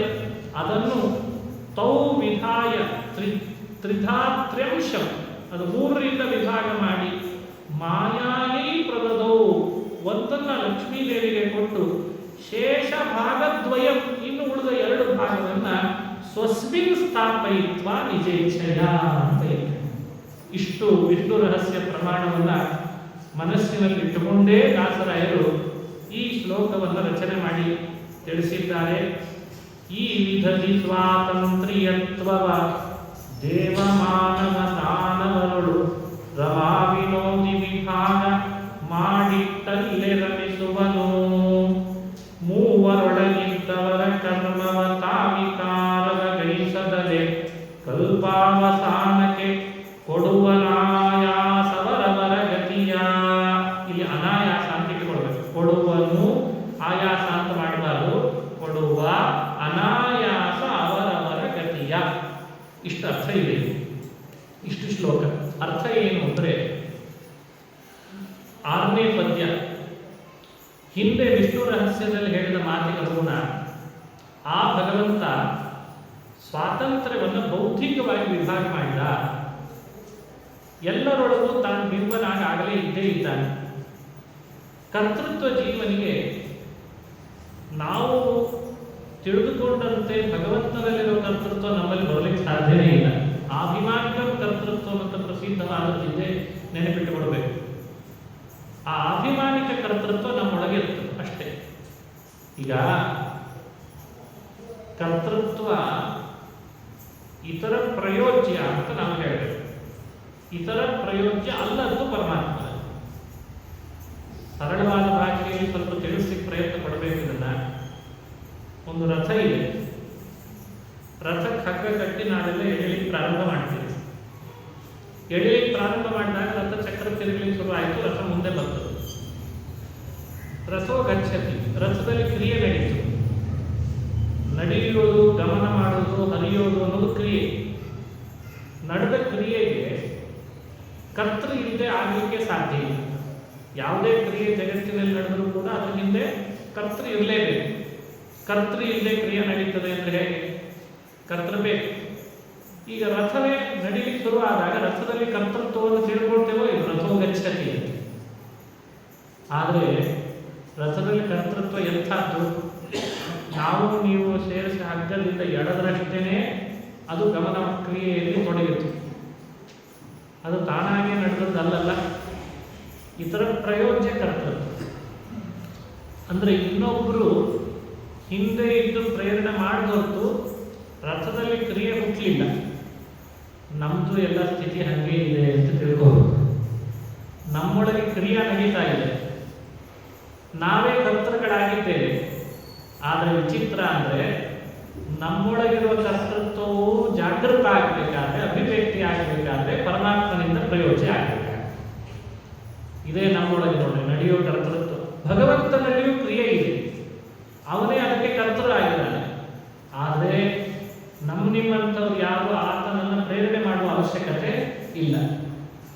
ಇತರ ಪ್ರಯೋಜ್ಯ, ಇತರ ಅಪ್ರಯೋಜ್ಯ, ಮತ್ತೊಬ್ಬರಿಂದ ಪ್ರಯೋಜ್ಯ ಪ್ರೇರಣೆಗೆ ಒಳಪಟ್ಟು ಕ್ರಿಯೆ ನಡೆಯುವಂತಾಗ್ತದೆ ಎಲ್ಲಿಯೋ, ಅದು ಪರಾಧೀನ ಕರ್ತೃತ್ವ ಅಂತ ಕರೀತಾರೆ. ಇನ್ನೊಬ್ಬರ ಪ್ರೇರಣೆನೇ ಬೇಕಾಗಿಲ್ಲ, ಹಾಗೆ ಯಾರಲ್ಲಿ ಕ್ರಿಯೆ ನಡೀತದೋ ಅದು ಪರಮಾತ್ಮನ. ಇದನ್ನು ನಾವು ಅನುಸಂಧಾನ ತರಬೇಕು. ನಮ್ಮೊಳಗಿರುವ ಬಿಂಬರೂಪಿ ಭಗವಂತ ನಮ್ಮನ್ನೆಲ್ಲ ರಥದಂತೆ ಮಾಡಿಕೊಂಡು, ರಥವನ್ನು ನಾವು ಎಳೆದಾಗ ಹೇಗೋ ಹಾಗೆ ದೇವರು ನಮ್ಮನ್ನು ಎಳಿತಾನೆ ಅಥವಾ ನಮ್ಮನ್ನು ಪ್ರೇರೇಪಿಸ್ತಾನೆ. ನಮ್ಮೊಳಗೆ ಇರುವಂತಹದ್ದು ಆವಾಗ ಕ್ರಿಯೆ ನಡೆಯಲಿಕ್ಕೆ ಶುರು. ಇದು ಕರ್ತೃತ್ವ ನಮ್ಮೊಳಗೆ ಇಟ್ಟಿದ್ದಾರೆ ಅಷ್ಟೇ, ಇದಕ್ಕಿಂತ ಬೇರೆ ಕರ್ತೃತ್ವ ನಮ್ಮೊಳಗಿಲ್ಲ. ಇದನ್ನೇ ಗೀತಾ ತಾತ್ಪರ್ಯದೊಳಗೂ ಅನುಸಂಧಾನ ಮಾಡಿಸಿದ್ರು. ನಾವೆಲ್ಲ ಇದನ್ನ ಸದಾ ಮನಸ್ಸಿನಲ್ಲಿ ತಿಳಿದು ಯೋಚನೆ ಮಾಡ್ತಾ ಇದ್ದೀವಿ. ಇದು ನಮ್ಮಿಂದ ಬೇರ್ಪಡಿಸ್ಲಿಕ್ಕೆ ಆಗಲ್ಲ. ಇದಕ್ಕೆ ಎಕ್ಸ್ಟರ್ನಲ್ ಇಂಟರ್ನಲ್ ಅಂತ ಹೇಳ್ತೇವಲ್ಲ ಇವತ್ತು. ಇದು ಇಂಟರ್ನಲ್, ಇದು ಎಕ್ಸ್ಟರ್ನಲ್ ಅಲ್ಲ. ಅಂದರೆ ದೇವರು ನಮ್ಮೊಳಗೆ ಕರ್ತೃತ್ವವನ್ನು ಇಟ್ಟದ್ದಲ್ಲ, ನಮ್ಮಿಂದ ಬೇರ್ಪಡಿಸೋದು ಅಲ್ಲ. ನಾವು ಯಾವತ್ತಿನಿಂದ ಇದ್ದೇವೋ ನಮ್ಮೊಳಗೆ ನಮ್ಮಿಂದ ಬೇರ್ಪಡಿಸ್ಲಿಕ್ಕಾಗಲ್ಲ, ಇನ್ನೊಬ್ಬನಿಂದಲೇ ಪ್ರಯೋಜ್ಯವಾದ ಒಂದು ಕರ್ತೃತ್ವ ನಮ್ಮೊಳಗಿದೆ, ಕ್ರಿಯಾಪ್ರತಿ ಕರ್ತೃತ್ವ. ಅದನ್ನೇ ಕ್ರಿಯಾಪ್ರತಿ ಸ್ವಾತಂತ್ರ್ಯ ಕರ್ತೃತ್ವ ಅಂದ್ರೆ ಅದೇ ಅಭಿಪ್ರಾಯ ಇಟ್ಕೊಳ್ಬೇಕು. ಭಗವಂತನೊಳಗೆ ಹೇಗಿದೆ ಅಂದರೆ, ಯಾವತ್ತಿನಿಂದ ಪರಮಾತ್ಮನಿದ್ದಾನೋ ಅವತ್ತಿನಿಂದಲೂ ಆತನೊಳಗೆ ಏನೇ ಕ್ರಿಯೆ ನಡೆದರೂ ಮತ್ತೊಬ್ಬರಿಂದ ಪ್ರಯೋಜ್ಯವಾಗದ ಕರ್ತೃತ್ವ ಅವನಲ್ಲಿದೆ, ಕ್ರಿಯಾಪ್ರತಿ ಸ್ವಾತಂತ್ರ್ಯ. ವ್ಯತ್ಯಾಸ ನಿಮ್ಗೆ ಅನುಸಂಧಾನ ಮಾಡ್ತು ಅಂತ ಅನ್ಕೊಳ್ತೇನೆ ನೋಡಿ. ಈ ಎರಡು ವ್ಯತ್ಯಾಸವನ್ನು ಚೆನ್ನಾಗಿ ಮನಸ್ಸಿನಲ್ಲಿ ತಿಳ್ಕೊಳ್ಬೇಕು. ಇದು ಎರಡೂ ಇಂಟರ್ನಲ್ಲೇ, ಎರಡೂ ಎಕ್ಸ್ಟರ್ನಲ್ ಅಲ್ಲ. ಇದನ್ನ ಭಗವತ್ಪಾದರು ಮನಸ್ಸಿನಲ್ಲಿ ಇಟ್ಕೊಂಡೇನೆ ಅವನು ಸ್ವತಂತ್ರ, ನಾವು ಅಸ್ವತಂತ್ರ ಅಂತ ತತ್ವ ವಿಭಾಗವನ್ನು ಮಾಡಲಿಕ್ಕೆ ಪ್ರಾರಂಭ ಮಾಡಿದಾಗಲೇ ಹಾಗೆ ಮಾಡಿದ್ರು. ತತ್ವ ವಿವೇಕದಲ್ಲಿ ಸ್ವತಂತ್ರೋ ಭಗವಾನ್ ವಿಷ್ಣು ಅಸ್ವತಂತ್ರ ತದಿತರ ಈ ಅಭಿಪ್ರಾಯ ಇರ್ತದೆ. ಅದನ್ನು ಯಾವಾಗಲೂ ಮನಸ್ಸಿನಲ್ಲಿ ಇಟ್ಕೊಳ್ಬೇಕು. ಇಂಥ ಸ್ವಾತಂತ್ರ್ಯವನ್ನು ಪಡೆದ ಶ್ರೀಹರಿ ತನ್ನೊಳಗಿರುವ ಗುಣಗಳನ್ನು ತಾನು ಇನ್ನೊಬ್ಬರಿಗೆ ಕೊಡೋದು ಅಂದ್ರೆ ಅಭಿಪ್ರಾಯ ಹಿಂದೆ ಹೇಳಿದಂತೆ ಬೌದ್ಧಿಕವಾಗಿ ತನ್ನದೇ ರೂಪಗಳನ್ನು ಆ ಜೀವರಾಶಿಗಳೊಳಗಿಟ್ಟು ಅಭಿವ್ಯಕ್ತಿಗೊಳಿಸಿದ ದೇವ ಮಾನವ ದಾನವರಳು ಕ್ರಮಾ ವಿನೋದಿ ವಿಭಾಗವ ಮಾಡಿ ಅಲ್ಲೇ ರಚಿಸುವನು ಅಂತ ಅದಕ್ಕೇನೆ. ಈ ಮಾತಿಗೆ ಅನುಗುಣವೇ ನಾನು ಹೇಳಿದ್ದು ನೋಡಿ. ದಾನವ ಮಾನವರಳು ರಮಾ ವಿನೋದಿ ವಿಭಾಗವ ಮಾಡಿ ಅಲ್ಲೇ ರಮಿಸುವನು ಅಂತ. ಈ ವಿಭಾಗವ ಮಾಡಿ ಅಲ್ಲೇ ರಮಿಸುವನು ಅಂದ್ರೆ ಅರ್ಥ ಏನ್ ಮಾಡಬೇಕಾಗತ್ತೆ? ನನಗೆ ಅನಿಸಿದ್ದ ಹಾಗೆ ಆ ಭಗವಂತನ ರೂಪ ಅದೇ ಸ್ವಾತಂತ್ರ್ಯ ಅನ್ನೋದು, ಅದನ್ನ ಆ ದೇವ ಮಾನವ ದಾನವರೊಳಗಿಟ್ಟು ತಾನೇ ಒಂದು ರೀತಿ ಕ್ರೀಡೆಯನ್ನು ಮಾಡ್ತಾನೆ ತನ್ನದೇ ರೂಪಗಳ ಜೊತೆಗೆ ಅಂತ ತಿಳ್ಕೊಳ್ಬೇಕು. ತನ್ನದೇ ರೂಪ ತಾನೇ ಕ್ರೀಡೆ ಮಾಡ್ತಾನೆ. ರಮಾ ವಿನೋದಿ ಆಯ್ತು. ರಮಾ ವಿನೋದಿ ಅಂದ್ರೆ ಅರ್ಥ ಗೊತ್ತೇ ಇದೆ. ಲಕ್ಷ್ಮೀ ರಮಣ ಮೂವರೊಳಗಿದ್ದವರ ಕರ್ಮವ ತಾವಿಕಾರವ ಗೈಸದಲೆ. ಈ ಮಾತು ನಮಗೆ ಪೂರಕ. ಯಾವುದಕ್ಕೆ ಅಂದರೆ ಸಮಸ್ಯೆ ಏನು ಅಂತ ಹೇಳ್ತೀನಿ. ಸರ್ವತ್ರ ವ್ಯಾಪ್ತನಾದ ಶ್ರೀಹರಿ ಮೂವರು ಜೀವರಾಶಿಗಳೊಳಗೆ ತನ್ನನ್ನೇ ತನ್ನ ರೂಪಗಳನ್ನೇ ಯಾಕೆ ವಿಭಾಗ ಮಾಡಿ ಅವರಿಂದ ಕಾರ್ಯವನ್ನು ಮಾಡಿಸುವಂತೆ ಮಾಡಿದ್ದಾನೆ ಅಂದರೆ, ಬೇರೆಯವರು ಯಾರಾದರೂ ನುಸುಳಿದ್ರೆ ಮತ್ತೆ ಕೆಲಸ ಕೆಡಿಸ್ತಾರೆ ಅಂತ ಹಾಗೆ ಮಾಡಿದ್ದೇನೋ ಅಂತ. ಅದಕ್ಕೆ ಇಲ್ಲಿ ಏನಂತಾರೆ? ವಿಕಾರವ ಗೈಸದಲೆ ಅಂತಂತಾರೆ. ಒಂದು ಅನುಸಂಧಾನಕ್ಕೆ ತರೋಣ. ಭಗವಂತ ನಮ್ಮ ದೇಹದೊಳಗೆ, ನಮ್ಮ ದೇಹದೊಳಗೆ ಪ್ರೇರೇಪಕರಾದ ತತ್ವಾಭಿಮಾನಿ ದೇವತೆಗಳೊಳಗೆ, ಅಸುರರೊಳಗೆ ತನ್ನದೇ ರೂಪವನ್ನು ವಿಭಾಗ ಮಾಡಿಟ್ಟು ವ್ಯವಸ್ಥೆಯಲ್ಲಿ ಯಾಕೆ ಮಾಡ್ತಾನೆ ಅಂದ್ರೆ, ಅದರ ಅಭಿಪ್ರಾಯ ಬೇರೆಯವರು ಯಾರು ತಲೆ ಅವರು ಈ ಜೀವನ ಗುಣ ಯೋಗ್ಯತೆ ಕರ್ಮಕ್ಕಿಂತಲೂ ವಿಭಿನ್ನವಾಗಿ ಕೆಲಸ ನಡೆಸಿದರು. ವ್ಯತ್ಯಾಸ ಮಾಡಿ ಕೆಲಸ ನಡೆಸಿದ್ರೆ ಕರೆಕ್ಟ್ ಆಗಿರುತ್ತೆ. ನಿಮಗೆ ಇದರ ಬಗ್ಗೆ ಒಂದು ಸಣ್ಣ ಉದಾಹರಣೆ ಕೊಡ್ತೇನೆ, ಲೌಕಿಕ ಉದಾಹರಣೆ. ಮೊಬೈಲ್ ಆಂಡ್ರಾಯ್ಡ್ ಸೆಟ್ಗಳಲ್ಲಿ ಆ್ಯಪ್ಗಳನ್ನು ತಯಾರು ಮಾಡಿದವರು ಯಾವತ್ತೂ ಕೂಡ ಅದರದ್ದೇ ಆದ ಪೇಟೆಂಟ್, ಅದರದ್ದೇ ಆ ಸ್ವಾಯತ್ತತೆಯನ್ನು ಇನ್ನೊಂದು ಕಂಪನಿಗೆ ಬಿಟ್ಟುಕೊಡಲ್ಲ. ಎಲ್ಲ ಸ್ವಾಯತ್ತತೆಯನ್ನು ತಾವೇ ಇಟ್ಕೊಂಡಿರ್ತಾರೆ. ಕಾರಣ ಎರಡು. ಒಂದು, ಅದನ್ನು ಬಿಟ್ಟುಕೊಟ್ರೆ ಅವ ಇನ್ನೊಂದನ್ನು ತಯಾರು ಮಾಡಿ ಅವ ಜಾಸ್ತಿ ಲಾಭ ಪಡೆದು ಇವನಿಗೆ ಎಡವಟ್ಟು ಮಾಡ್ತಾನೆ. ಎರಡು, ಇವನು ತಯಾರು ಮಾಡಿದ್ದನ್ನು ಮತ್ತೊಬ್ಬರಿಗೆ ಬಿಟ್ಟುಕೊಟ್ರೆ ಇವನು ಅದರಿಂದ ಏನೋ ಒಂದು ಪಡಿಬೇಕಾಗಿದೆ, ಏನೋ ಒಂದು ಪಡಿಬೇಕಾಗುತ್ತಿದೆ. ಆ ಪಡೆಯೋದ್ರಲ್ಲಿ ಇವನಿಗೆ ಎಡವಟ್ಟಾಗಿದೆ, ಲಾಸ್ ಆಗಿದೆ. ಎಡವಟ್ಟು ಮಾಡೋದು, ಲಾಸ್ ಮಾಡಿಕೊಡೋದು ಯಾರಾದರೂ ಅಪೇಕ್ಷೆ ಪಡ್ತಾನ? ಸಾಮಾನ್ಯ ಒಬ್ಬ ಆನ್ಲೈನ್ ಸೈಟ್ ತಯಾರು ಮಾಡಿದವನೇ ಅಪ್ಲಿಕೇಶನ್ಗಳನ್ನು ಮತ್ತೊಬ್ಬರಿಗೆ ಅಧೀನ ಮಾಡಿಕೊಳ್ಳಿಕ್ಕೆ ಬಿಡಲಾರ. ಜೀವ ಅನ್ನೋ ಅಪ್ಲಿಕೇಶನ್ ಅನ್ನು ಜಗತ್ತಿಗೆ ಕೊಟ್ಟವನೇ ಭಗವಂತ. ಅಲ್ಲಿ ಪುಣ್ಯ ಪಾಪಗಳನ್ನು ಡೆವಲಪ್ ಮಾಡಿ ಅವರವರಿಗೆ ಬೇಕಾಗುವಂತೆ ಉಪಯೋಗಿಸುವಂತೆ ಮಾಡಿದ ಬಹಳ ದೊಡ್ಡ CEO ಪರಮಾತ್ಮ. ಅವನ ಸ್ವಾತಂತ್ರ್ಯವನ್ನ ಅದರ ಮೇಲೆಲ್ಲ ಅವ ಇಟ್ಕೊಂಡ್ರೆ ಏನು ಅವ ಮಾಡಬೇಕು ಅಂತ ಮುಂದೆ ಇಟ್ಕೊಂಡಿದ್ದ ಅನ್ನೋದು ಹಾಗೆ ನಡೀತದೆ. ಸ್ವಲ್ಪ ವ್ಯತ್ಯಾಸ ಮಾಡಿದರೆ ಎಲ್ಲ ಕರೆಕ್ಟ್ ಆಗಲಿ ಶುರುವಾಗ್ತದೆ. ಪ್ರಾಯ ಅದಕ್ಕೆ ಪರಮಾತ್ಮ ತನ್ನ ಸ್ವಾತಂತ್ರ್ಯವನ್ನ ತಾನು ಯಾವ ಕಾರಣಕ್ಕೂ ಬಿಟ್ಟು ಕೊಡದಂತೆ ತಾನೇ ಅಲ್ಲೂ ಇದ್ದು ರಮಿಸುವವನಾಗಿ ವಿಕಾರ ಆಗದಂತೆ ನೋಡಿ, ಜೀವ ಮಾಡಿದ ಕರ್ಮದೊಳಗೆ ಅದನ್ನು ಪ್ರೇರೇಪಣೆ ಮಾಡಿಸಿದ ಪುಣ್ಯ ಪಾಪಗಳು, ಆ ಪುಣ್ಯ ಪಾಪಗಳಿಗೆ ಪ್ರೇರೇಪಕರಾದ ತತ್ವಾಭಿಮಾನಿ ದೇವ ಅಸುರರು ಯಾವುದು ಕರೆಕ್ಟ್ ಆಗದಂತೆ ಮಾಡಿ ಅವರೊಂದಿಗೆ ಮತ್ತೆ ಕೊಡ್ತಾರೆ. ಇದನ್ನ ಇಲ್ಲಿ ಹೇಳ್ತಾರೆ, ಮೂವರೊಳಗಿದ್ದ ಅವರ ಕರ್ಮವ ತಾವಿನಾರವ ಗೈಸದಲೆ ಕಲ್ಪಾವಸಾನಕ್ಕೆ ಕೊಡುವನು ಅನಾಯಾಸ ಅವರವರ ಗತಿಯ ಅಂತಂದಿದೆ. ಹೀಗೆ ಅನಾಯಾಸವಾಗಿ ಅವರವರ ಗತಿಯನ್ನ ಅವರಿಗೆ ಕೊಡುವಂತೆ ಮಾಡ್ತಾನೆ ಅಂತ ಇಷ್ಟು. ಅದು ಏನು ಕಲ್ಪಾವಸಾನಕ್ಕೆ ಅನ್ನೋ ಶಬ್ದ ಇದೆ ಇಲ್ಲಿ, ಅದರ ಅರ್ಥ ನಾನು ಆಮೇಲೆ ಹೇಳ್ತೇನೆ. ಭಗವಂತ ಸೃಷ್ಟಿ ಕಾರ್ಯ ಮಾಡಿ ಸಂಹಾರ ಕಾರ್ಯ ಮಾಡ್ತಾನೆ, ಸ್ಥಿತಿ ಕಾರ್ಯ ಮಾಡ್ತಾನೆ. ಆದರೆ ಅವರವರಿಗೆ ಗತಿಯನ್ನು ಯಾವಾಗ ಕೊಡ್ತಾನೆ ಅಂತ ಹೇಳಿ ಒಂದು ಚರ್ಚೆ ಇದೆ. ಪ್ರಳಯ ಆದ ಕೂಡಲೇ ಗತಿ ಕೊಡ್ತಾ ಅಂತ ಅರ್ಥ ಅಲ್ಲ, ಕಲ್ಪಾವಸಾನಕ್ಕೆ ಕೊಡ್ತಾನೆ ಅಂತ ಅದರ ಅಭಿಪ್ರಾಯವನ್ನು ನೋಡಬೇಕು. ಇವತ್ತು ಈ ಸಂಧಿಯ 6 ಪದ್ಯಗಳನ್ನು ಮಾತ್ರ, 15ರಲ್ಲಿ 6 ಪದ್ಯವನ್ನು ಮಾತ್ರ ಯಥಾಮತಿ ಅನುವಾದ ಮಾಡುವ ಪ್ರಯತ್ನ ಮಾಡಿದ್ದೇನೆ. ಪೂಜ್ಯ ಶ್ರೀಪಾದಗಳವರ ಚರಣಗಳಿಗೆ ನಮಸ್ಕರಿಸಿ ನನ್ನ ಈ ಉಪನ್ಯಾಸವನ್ನು ಮುಕ್ತಾಯ ಮಾಡ್ತೇನೆ. ನಾಳೆ ಮತ್ತೆ ಮುಂದಿನ ವಿಷಯವನ್ನು ನೋಡೋಣ. ಶ್ರೀಕೃಷ್ಣಾರ್ಪಣಮಸ್ತು. ಹರೇ ನಮಃ. ಹರೇ ವಿಷ್ಣು ರಹಸ್ಯದ ಅನೇಕ ರಹಸ್ಯಗಳಿಂದ ಕೂಡಿದಂತಹ ಭಗವಂತನ ಒಂದು ಅದ್ಭುತವಾದಂತಹ ಸಾಮರ್ಥ್ಯವನ್ನು ದಾಸರಿಗೆ ತಿಳಿಸಿದ್ದಾರೆ. ಆ ವಿಷಯವನ್ನು ಬಹಳ ಸುಂದರವಾಗಿ ನಿರೂಪಣೆ